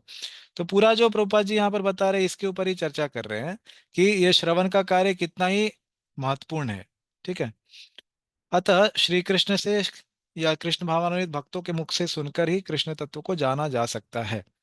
ठीक है, तो यह पहला श्लोक हुआ, इसके ऊपर बहुत ही ज्यादा समय दिया हमने, क्योंकि हमने दो चीजें की यहाँ पर। पहला कि किस प्रकार से प्रभुपाद के तात्पर्यों को श्लोकों से जोड़ना है, इसके ऊपर ध्यान दिया। दूसरा हमने सीखा कि प्रभुपाद जो ये श्रीनु शब्द को बहुत ज्यादा चर्चा कर रहे हैं, उसके ऊपर श्लोक जो अपने उद्धृत कर रहे हैं, वो उसकी विधि क्या है, श्रवण की विधि क्या है भक्ति में। ठीक है, ये दो चीजों के ऊपर हमने चर्चा की। तो कुछ प्रश्न है, कुछ टीका टिप्पणी किसी भक्त की तो ले सकते हैं आगे बढ़ने के पहले।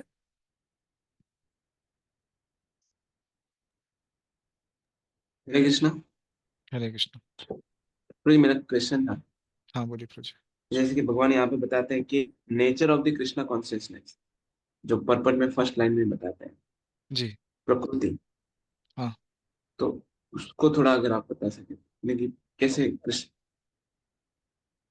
मतलब कि क्या वो बताना चाह रहे हैं, कृष्ण भावनामृत की प्रकृति। जी, एक मिनट में उसका अंग्रेजी ओपन कर रहा हूँ। प्रभुपाद ने क्या लिखा अंग्रेजी में वो देख रहा हूँ।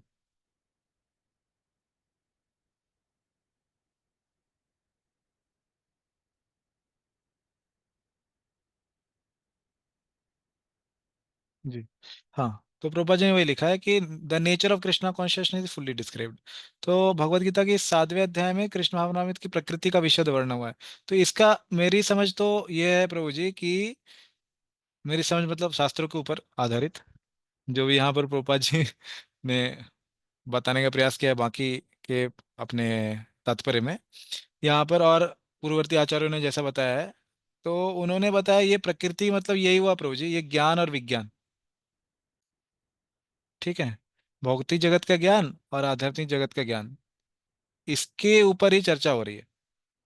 कृष्ण भावनामृत की प्रकृति मतलब जो भौतिक जगत का ज्ञान है और आध्यात्मिक जगत का ज्ञान है, उसका विशद वर्णन हुआ है इस अध्याय में। तो आगे भी देखेंगे आप, रूपा जी वो बता रहे हैं कृष्ण समस्त ऐश्वर्य से पूर्ण है और वे इन्हें किस प्रकार प्रकट प्रकट करते हैं, इसका वर्णन इसमें हुआ है।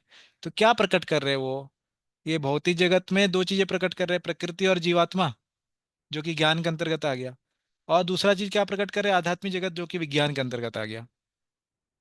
तो पूर्ववर्ती आचार्यों ने जैसे बताया, जो प्रभुपाद जी ने बताया, उसके हिसाब से मेरी समझ इतनी है कि प्रभुपाद जी जो प्रकृति शब्द का इस्तेमाल किए हैं उसका अर्थ यही हुआ, ज्ञान प्लस विज्ञान। ठीक है, इसके बारे में ही प्रभुपाद जी बोल रहे हैं, क्योंकि आगे का शब्द, आगे का सेंटेंस भी वही बोल रहा है, इस अध्याय में क्या प्रकट हुआ है या इसका क्या वर्णन हुआ है। ठीक है, ठीक है प्रभु जी। यस भाई। हम्म, और कोई प्रश्न है?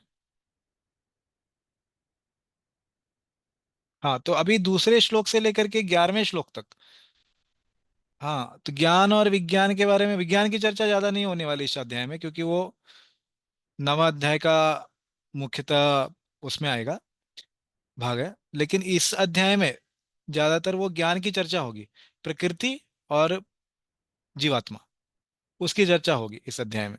ठीक है।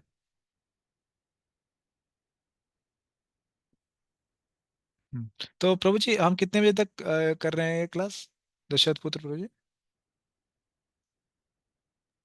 2 बजे तक। 2 बजे तक, ठीक है। आगे चर्चा करते हैं अभी। दूसरा श्लोक, ज्ञानम तेहम सविज्ञानम इदं वक्ष्यामि अशेषतः, यद ज्ञात्वा नेह भूयो अन्यत् ज्ञातव्यम अवशिष्यते। जी, इसका अनुवाद पढ़िए।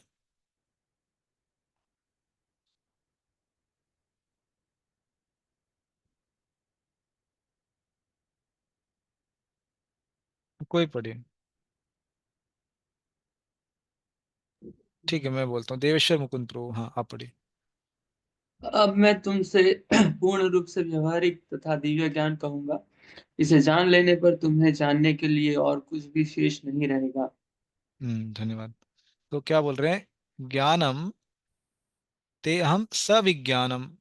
तो दो टॉपिक के बारे में चर्चा होने वाली है, जैसा मैंने बताया आप, ज्ञान और विज्ञान।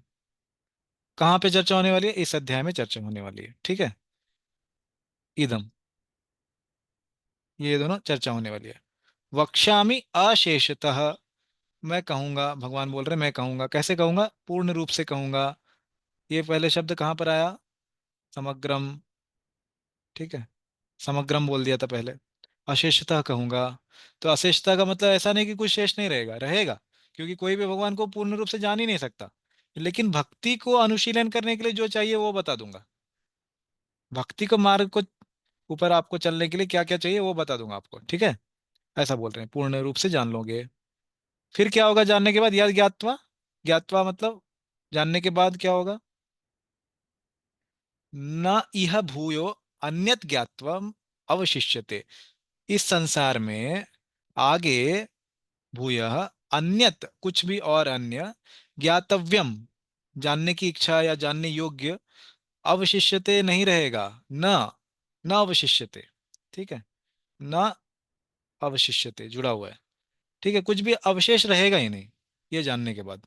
क्या जानोगे तुम? ज्ञान और विज्ञान बस। ज्ञान के अंतर्गत क्या हो गया? प्रकृति, प्रकृति प्लस जीव, ये दोनों आ गया। और विज्ञान के अंदर क्या आ गया? आध्यात्मिक जगत। ठीक है, शॉर्ट में लिख रहा हूँ। ठीक है, आध्यात्मिक जगत आ गया। ये तीनों चीज जान लोगे तो जानने के लिए कुछ बचेगा नहीं, ऐसा कृष्ण बोल रहे हैं अर्जुन को। ठीक है, आगे तात्पर्य। ठीक है, पढ़िए प्रभु जी। पूर्ण ज्ञान में प्रत्यक्ष जगत, इसके पीछे काम करने वाला आत्मा तथा इन दोनों के उद्गम सम्मिलित है, यह दिव्य ज्ञान है। हाँ, तो देखिए तीन चीज बताए प्रोपा जी अपने तात्पर्य में। पूर्ण ज्ञान मतलब ज्ञान प्लस विज्ञान, उसमें क्या क्या चीज है? जगत, जगत मतलब क्या? प्रकृति। ठीक है, इसके पीछे काम करने वाला आत्मा, ये कौन सा आत्मा है? परमात्मा। हाँ, तो भौतिक जगत के पीछे काम करने वाला आत्मा जो है वो गर्भोदक्षाय विष्णु, शिरोदक्षाय विष्णु। ठीक है, क्षीरोदक्षाय विष्णु हर एक जीवात्मा के परमात्मा है, और गर्भोदक्षाय विष्णु इस भौतिक जगत के परमात्मा है, मतलब इस ब्रह्मांड के परमात्मा है। और पूरे भौतिक जगत के परमात्मा वो कौन है? कारण दक्षाय विष्णु, महाविष्णु। ठीक है, तीन परमात्माएं होती हैं। तो ये जो है वो परमात्मा है, तीन परमात्मा। ठीक है, और इन दोनों के उद्गम उद्गम कौन है? इन दोनों मतलब कौन? ये जगत और ये परमात्मा, इन सब का उद्गम कौन है? कृष्ण। हाँ, ये जो है भगवान कृष्ण स्वयं।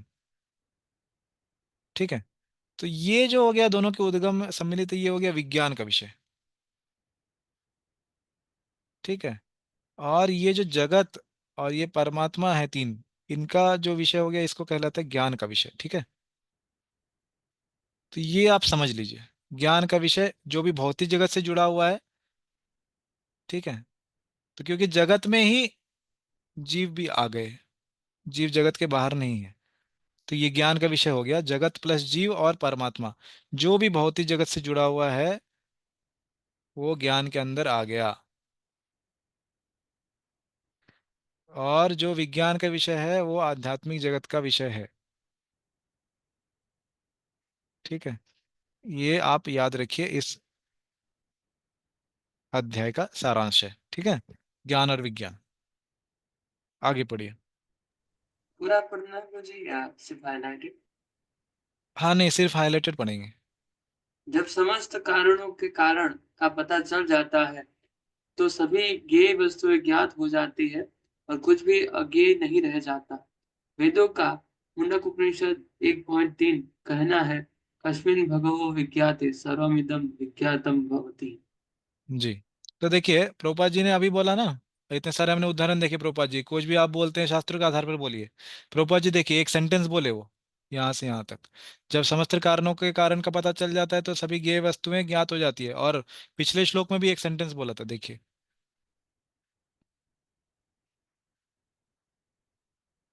हम्म, हाँ देखिए यहाँ पे क्या बोला था प्रभुपाद जी ने। विभिन्न प्रकार के योग तो कृष्ण भावनामृत के मार्ग के सोपान से हैं। जो व्यक्ति कृष्ण भावनामृत ग्रहण करता है वह स्वतः ब्रह्म ज्योति तथा परमात्मा के विषय में पूरी तरह जान लेता है। ये पूछा वही कि कहाँ पे बताया? प्रभुपाद जी कहाँ से बोल रही है? ये सेंटेंस तो ऐसे ही लिख दिया। नहीं नहीं नहीं, ऐसे नहीं लिखा, यहाँ पे बताया है। देखिए क्या लिखा है। कस्मिन भगवो विज्ञाते सर्वमिदं विज्ञातम भवति। क्या बोला? वेदों का, मुंडक उपनिषद का कहना है, प्रभुपाद जी का नहीं कहना है। प्रभुपाद जी उदाहरण कर रहे हैं, क्या बोल रहे हैं? जो समस्त कारणों के कारण का पता चल जाता है जिसको, तो सभी ज्ञेय वस्तुएं ज्ञात हो जाती हैं और उस कुछ भी अज्ञेय नहीं रहता। तो जो कृष्ण भावनामृत का पालन करता है अपने जीवन में, वो कृष्ण के बारे में जान लेता है तो सभी चीजों के बारे में जान लेता है। ठीक है, तो यहाँ पर प्रभुपाद जी यहाँ से बता रहे हैं अपने तात्पर्य में। ठीक है, तो उदाहरण करते हैं तुरंत वो शास्त्रों से कि कहाँ पर बताया गया है। ठीक है, कोई प्रश्न इस श्लोक के ऊपर?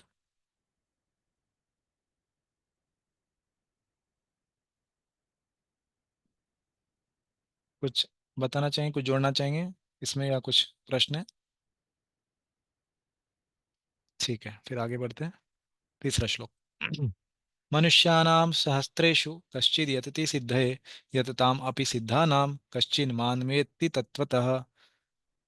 हाँ, धर्म सेतु गौरव आप पढ़ना चाहेंगे अनुवाद? यस। हाँ कई पढ़िए। हजार मनुष्यों में से कोई एक सिद्धि के लिए प्रयत्नशील होता है, और इन इस तरह सिद्धि प्राप्त करने वालों में से विरला हम्म। ही कोई मुझे वास्तव में जान पाता है। जी, धन्यवाद। तो आगे भगवान कृष्ण अर्जुन को बता रहे हैं कि ये जो ज्ञान मैं आपको बताने वाला हूँ, ये बहुत ही विरला व्यक्ति को पता चलता है।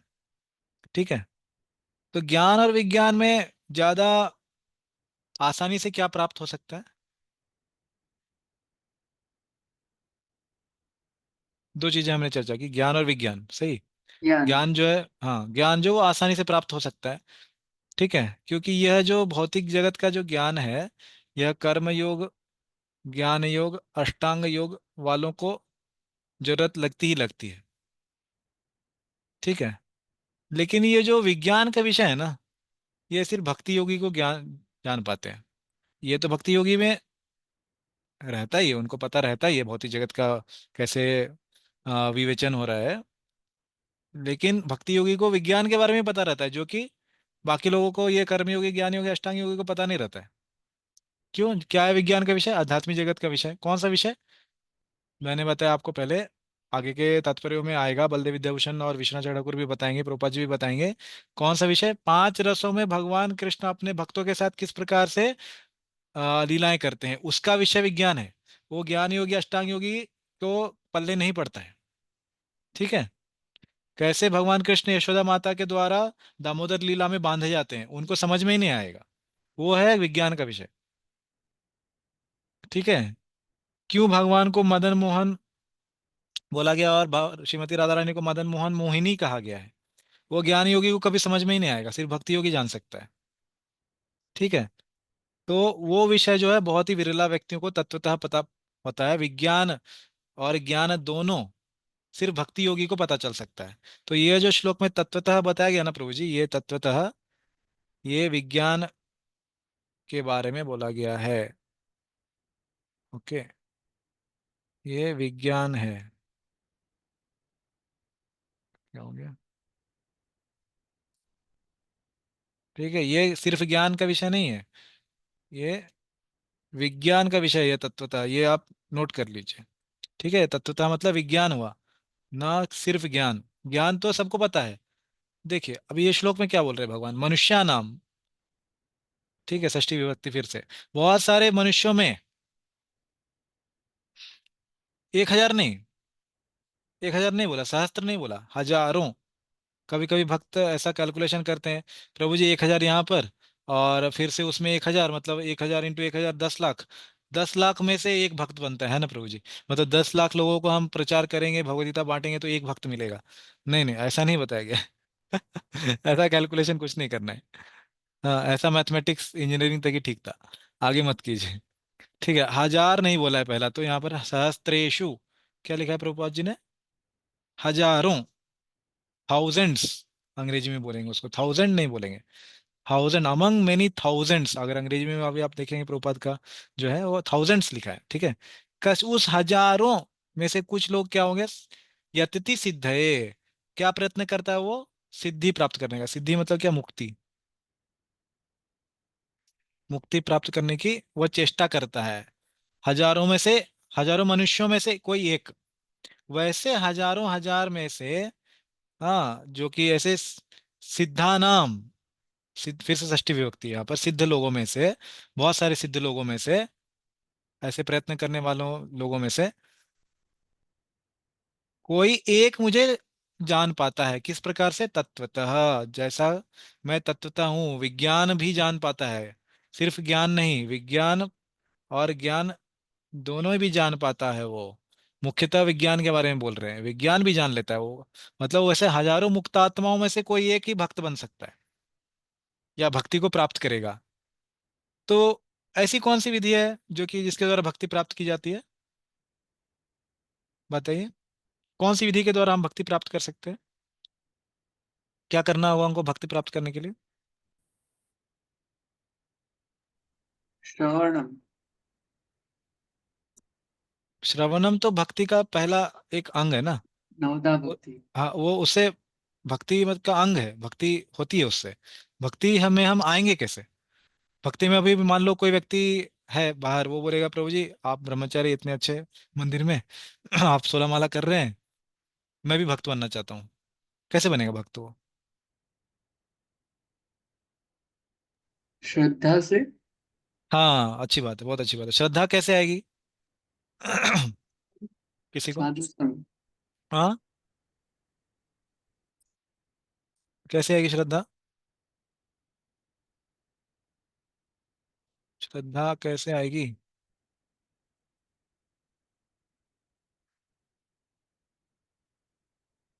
साधु के संग से। हाँ, बहुत अच्छा। साधु के संग से क्या आती है? श्रद्धा आती है। तो आपने एक सुना होगा एक वर्ड, अज्ञात सुकृति, सुना है? ये शब्द सुना है? यस अ- मैडम।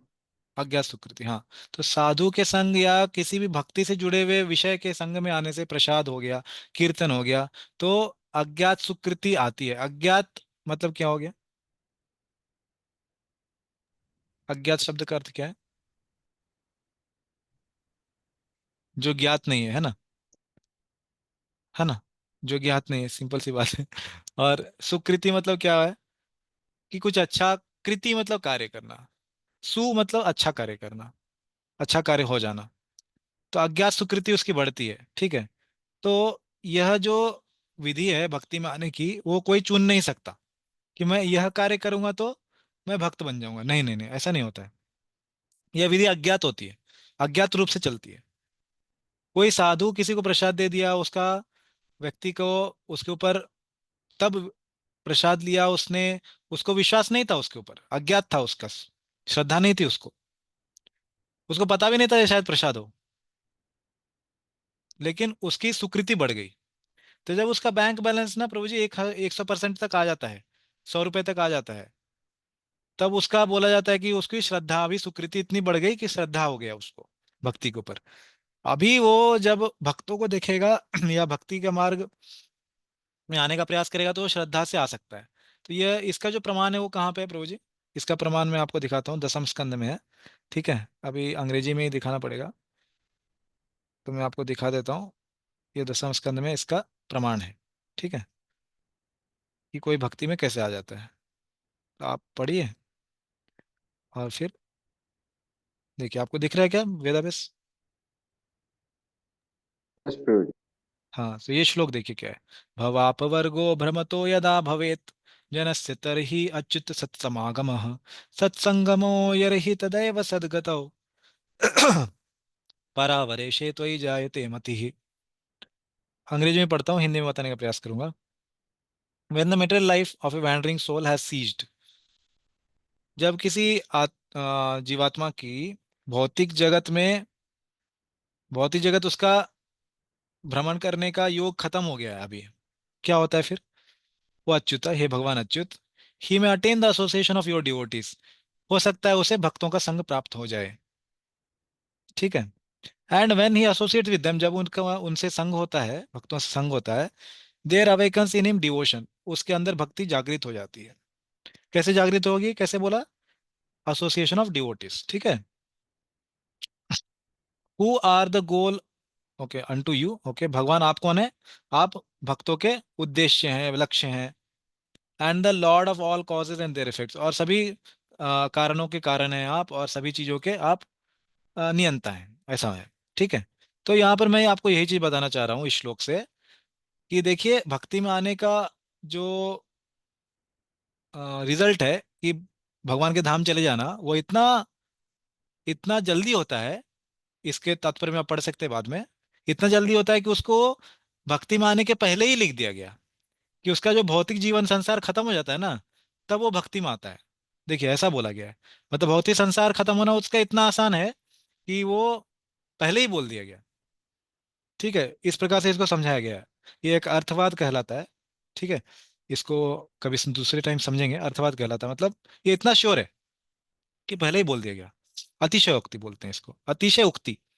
हाँ, तो यहाँ पे बोला he maintains association of your devotees. तो भक्ति में इस श्लोक से आपको ये प्रमाण दे रहा हूँ कि भक्ति जागृत कैसे होती है, हमारे श्रेय से जागृत नहीं होती है। हम कुछ नहीं कर सकते भक्ति प्राप्त करने के लिए। भक्ति प्राप्त तब होती है जब भक्तों का संग मिलेगा या उनके द्वारा हमें कुछ प्रसाद मिल गया, कीर्तन मिल गया, तब भक्ति मिल जाती है। ठीक है, ये श्लोक से यही बताया मैंने आपको। अभी वापस जाते हैं।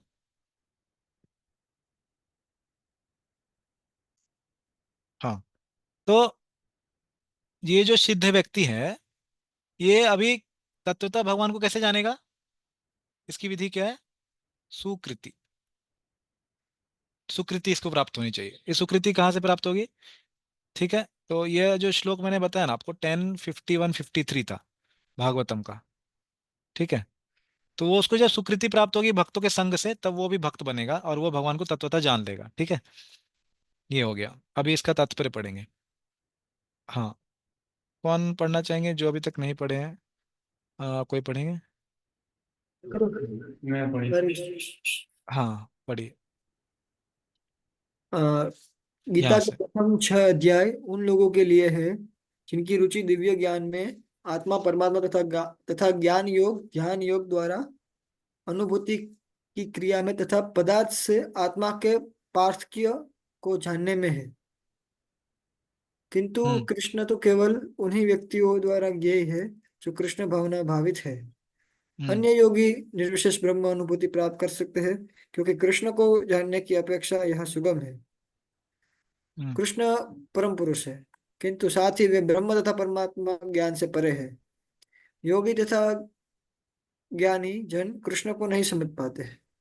हाँ, देखिए ये जो प्रभुपाद जी ने यहाँ पे बताया क्या क्या बताया श्लोक से, देखिए गीता के प्रथम 6 अध्याय में उन लोगों के लिए जिनकी रुचि दिव्य ज्ञान में, ये भी ट्रांसेंडेंटल है। कौन सा?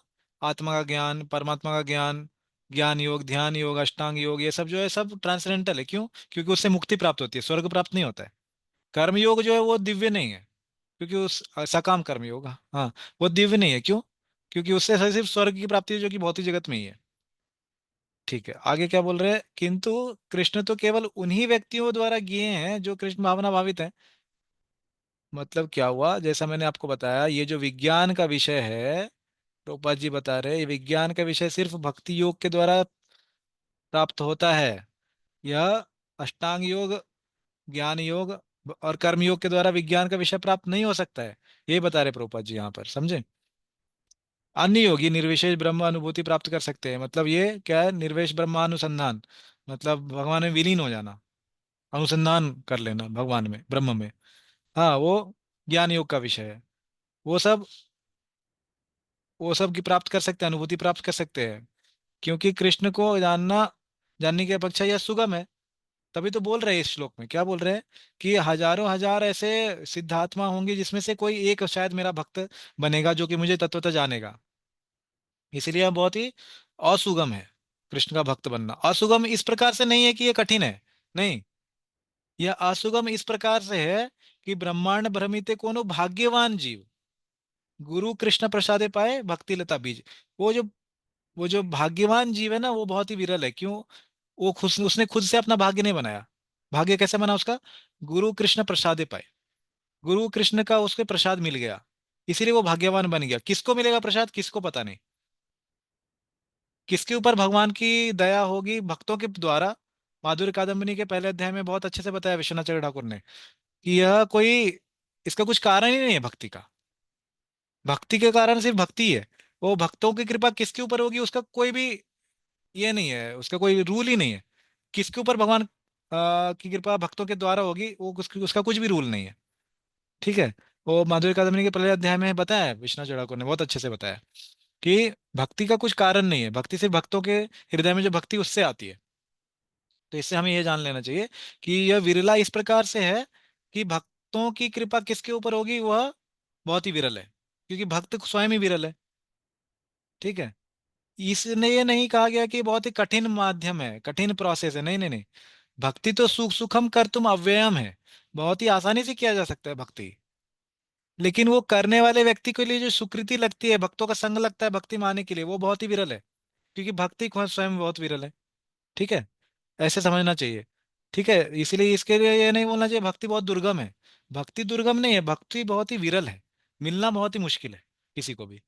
कैसे मिलती है? गुरु कृष्ण प्रसाद पाए, कोई भी उसका रूल नहीं है किसको मिल जाएगी। एक क्लियर है प्रभु जी? ठीक है, आगे पढ़िए।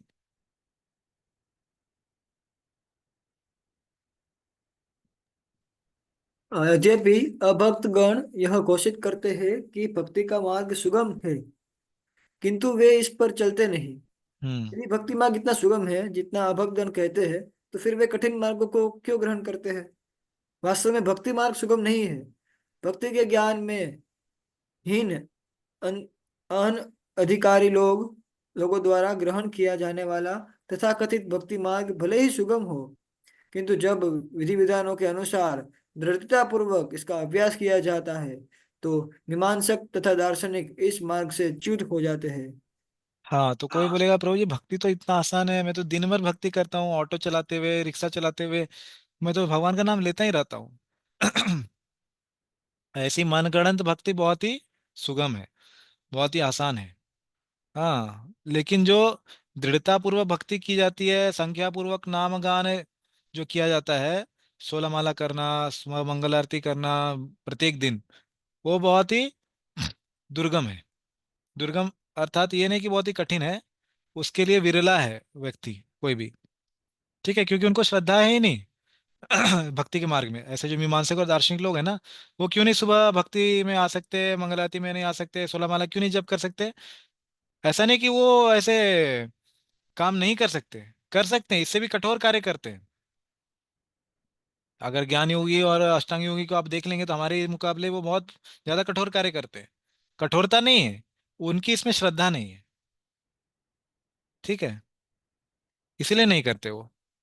जैसे कॉमर्स वाले की साइंस में श्रद्धा नहीं है, तो साइंस नहीं पढ़ेगा। और साइंस वालों के लिए कॉमर्स मुश्किल है क्या? नहीं, मुश्किल नहीं है, श्रद्धा नहीं है उसकी उसमें। ठीक है, वैसे है। तो जिसकी श्रद्धा जिस मार्ग में है वही वो करेगा, वही उसके लिए आसान होता है। ठीक है, ऐसा है।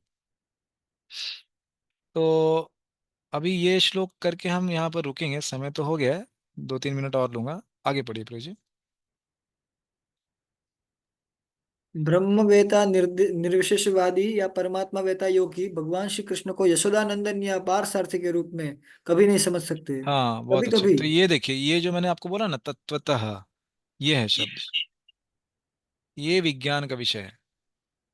ये प्रभुपाद जी बोल रहे हैं तत्वतः यही है, ये वो लोग नहीं जान सकते। हाँ, पढ़िए आगे। कभी कभी बड़े बड़े देवता भी कृष्ण के विषय में भ्रमित हो जाते हैं। मुह्यन्ति यत सूरयः माम तु वेद न कश्चन।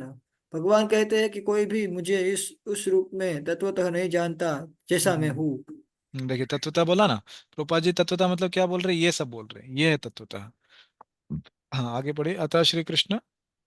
अतः श्री कृष्ण नामादि ना भवेद ग्राह्यम इंद्रिय सेवन मुखा ही जीवादो स्वयं एव स्फुरत्युदः।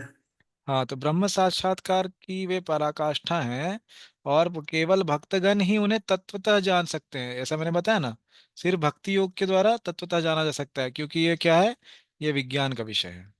ठीक है, आध्यात्मिक जगत से जुड़ा हुआ विषय है, इसलिए सिर्फ भक्ति योगी ही जान सकता है उसको। ठीक है, तो यहाँ पर हम विराम देंगे आज, और अगली बार चर्चा जारी रखेंगे चौथे श्लोक से। ठीक है, तो कुछ प्रश्न है जो भी अभी चर्चा किया इस श्लोक के ऊपर? हरे कृष्णा गुरु जी। हाँ, बोलिए प्रभु। मुझे वो जो फर्स्ट पैराग्राफ था, हाँ जी। हाँ, इसमें ये जो आपने बताया ना, दिव्य ज्ञान है, फिर आत्मा है, परमात्मा, ज्ञान योग। तो हम्म। जैसे कि आपने इसमें बताया कि कर्म योग मतलब वो इसमें नहीं आता, मतलब वो आध्यात्मिक नहीं दिव्य दिव्य नहीं है, हाँ सही है, बोला। दिव्य नहीं है। सकाम कर्म बोला मैंने। हाँ ये सकाम कर्म। तो जैसे कि मतलब उसमें कंफ्यूजन था कि जैसे योग लगता है तो मतलब वो भगवान से जोड़ने का मतलब वो बात आता है, जी तो जी। फिर कैसे मतलब वो दिव्य नहीं है, मतलब ये कैसे समझे? दिव्य नहीं है। हाँ, देखिए उसका दिव्यता इस प्रकार से नहीं बोला मैंने कि उसका कुछ भी दिव्य नहीं उसमें। उसका दिव्यता इस प्रकार से नहीं है कि उसका जो ध्येय या जो लक्ष्य है वो दिव्य नहीं है। उस प्रकार से बोला मैंने। ठीक है। तो पराशर मुनि ने खुद ही परिभाषा की है ये जो एक तरह से बोल सकते हैं वर्णाश्रम या कर्मयोग की। विष्णु आराध्यते पंथा नन्न तत्तोष कारणम। हाँ, वर्णाश्रम आचरतः पुरुषेण परः पुमान् विष्णु आराध्यते पंथा नान्य तत्तोष कारणम। हाँ, तो वर्णाश्रम की परिभाषा ऐसे की है। तो पराशर मुनि तो वो बोलते हैं कि देखिए विष्णु आराध्यते पंथा, विष्णु आराधना तो होगी ही होगी कर्मयोग में। वर्णाश्रम की पालन होता है उसमें, वर्णाश्रम की विधि की। तो विष्णु आराधना तो होगी ही होगी, इसीलिए उसका नाम योग है कि भगवान से जुड़ रहे हैं। लेकिन उसका दिव्यता लक्ष्य के रूप में नहीं है, क्योंकि सकाम सकाम कर्म योग का लक्ष्य ही स्वर्ग है। ठीक है। तो जैसे दूसरे अध्याय में बोलते हैं आ, वो क्या बोलते हैं वो फ्लावरी वर्ड्स, हाँ पुष्पेन हाँ पुष्पिताम वाचा। हाँ, तो वेदों के जो पूरे पुष्पिताम वाचा, ये जो वो जो वाक्य हैं कि आप कर्मयोग करेंगे और स्वर्ग जाएंगे। हाँ, ना अन्य दस्तीति वादिना, कुछ भी और नहीं है सिर्फ स्वर्ग जाना है, ऐसे ये लोग जो हैं, जो भी धारणाएं हैं ये सब हैं। लेकिन उसमें जो सकाम है दिव्यता, उसमें इस हिसाब से नहीं है कि वो जो उनका ध्येय लक्ष्य है वो स्वर्ग तक सीमित है। ठीक है, भौतिक सुख प्राप्त करना, इस प्रकार से दिव्यता नहीं है। लेकिन वो एक बार हो गया, वो स्वर्ग गए, फिर से धरती पे आएंगे, फिर से स्वर्ग जाएंगे, ऐसा बार हो गया बहुत बार। तो फिर उनके अंदर वो उससे क्या होगी, ये मार्ग ही ऐसा है कि उसके द्वारा उनको क्या होगा, डिटैचमेंट आएगा। यार ये इसमें कुछ नहीं है, बार बार सॉरी जाओ वापस आओ, बार बार सॉरी जाओ वापस आओ, कुछ रखा नहीं इसमें, इसके आगे कुछ और देखना चाहिए जिसमें कि मुझे शाश्वत शांति मिले। तो वो निष्काम कर्मयोग के ऊपर आएंगे फिर उसके बाद ज्ञान योग में आएंगे। और कोई भक्त से मिलाप हो गया, मिल गया भक्त से, तो भक्ति योग में आ जाएंगे। ठीक है, ऐसा इस प्रकार से बोला मैंने, दिव्यता इस हिसाब से नहीं है कि लक्ष्य दिव्य नहीं है। ठीक है प्रभु जी। Yes ma'am. ठीक है, और कोई प्रश्न? ठीक है, तो अभी यहाँ पर विराम देंगे। तो कुछ आपका फीडबैक अगर है तो वो बताइए। जो ऐसे हम चर्चा कर रहे हैं इस प्रकार से कर सकते हैं, चलेगा ऐसे, इस प्रकार से पढ़ाई कर सकते हैं तो ठीक है। या फिर कुछ बदलाव करना है तो वो भी कर सकते हैं। मतलब आज तो बहुत स्लो गया, क्योंकि आज पहला श्लोक था और जो महत्वपूर्ण था, तो आगे से थोड़ा करेंगे। एक क्लास में कम से कम 5-6 श्लोक या 10 श्लोक तो होंगे। अ, अगर कुछ बहुत ही महत्वपूर्ण श्लोक है जैसे 7.16, तो उसमें एक क्लास में एक ही श्लोक होगा। तो जैसा जो महत्वपूर्ण है उसके हिसाब से हम टाइम देंगे। टोटल तो भक्ति शास्त्री का 40 घंटा बताया गया है, तो उसके हिसाब से हम करने का प्रयास करेंगे। ठीक है। तो किसी का कुछ फीडबैक है, ऐसे पढ़ाई कर सकते हैं चलेगा क्या, या फिर कुछ बदलना है तो बता दीजिए। ठीक है, दशरथ पुत्र प्रभु चलेगा क्या ऐसे प्रभु जी? पता नहीं, मेरा थोड़ा अलग रहेगा बताने का जरिया, पता नहीं। अब बाकी वक्तों ने जैसे बताया होगा पहले वैसा नहीं रहेगा, क्योंकि ऐसे ही चर्चा करेंगे ज़्यादा, कुछ कहानी और फिर ऐसे कुछ नहीं रहेगा ज़्यादा, ऐसे ही रहेगा, चलेगा क्या? अभी सभी वक्त अगर सहमत है तो करेंगे। ठीक है। ठीक है, तो फिर अगली बार फिर हम कल करने वाले प्रोजेक्ट। आप कल का मैं आपको थोड़ा कंफर्म करके बताता हूँ। सॉरी चलो, सॉरी। हाँ। ठीक है। हाँ, कल हमारा इधर लाइव ब्रह्मचारी क्लास रहता है, तो एक बार वो अपडेट आ जाएगा थोड़ी देर में, तो उसके बाद हाँ, कल फ्राइडे है ना? फ्राइडे। हाँ, तो मंडे टू थर्सडे रहता है ना जनरली हमारा। हाँ जनरल ऐसा रहता है बस। मंडे वेडनेसडे थर्सडे 3 दिन। हाँ यस यस। ठीक अगले है, वीक में चलो। हम मंडे ट्यूसडे वेडनेसडे थर्सडे 4 दिन भी कर सकते हैं, अगर आप ठीक अवेलेबल है, हो। हाँ कर सकते हैं। ठीक है, तो आप अगर कल का नहीं होगा तो चलेगा, अगले सप्ताह भी कर सकते हैं। कल का मैं आपको बताता हूँ, कल हो तो हम कर देते हैं। ठीक ठीक। हाँ भाई, thanks। ठीक है, धन्यवाद, बहुत बहुत धन्यवाद। हरे कृष्णा, वंशा कल्पतरु हाँ। विश्व कृपा सिंधुभ्यः च पतितानां पावनेभ्यो वैष्णवेभ्यो नमो नमः। हरे कृष्णा, कुछ त्रुटि हुई मेरे से तो कृपया आप माफ कीजिए। ठीक है। हरे कृष्णा। श्रील प्रभुपाद की जय। श्रीमद् भगवद गीता की जय।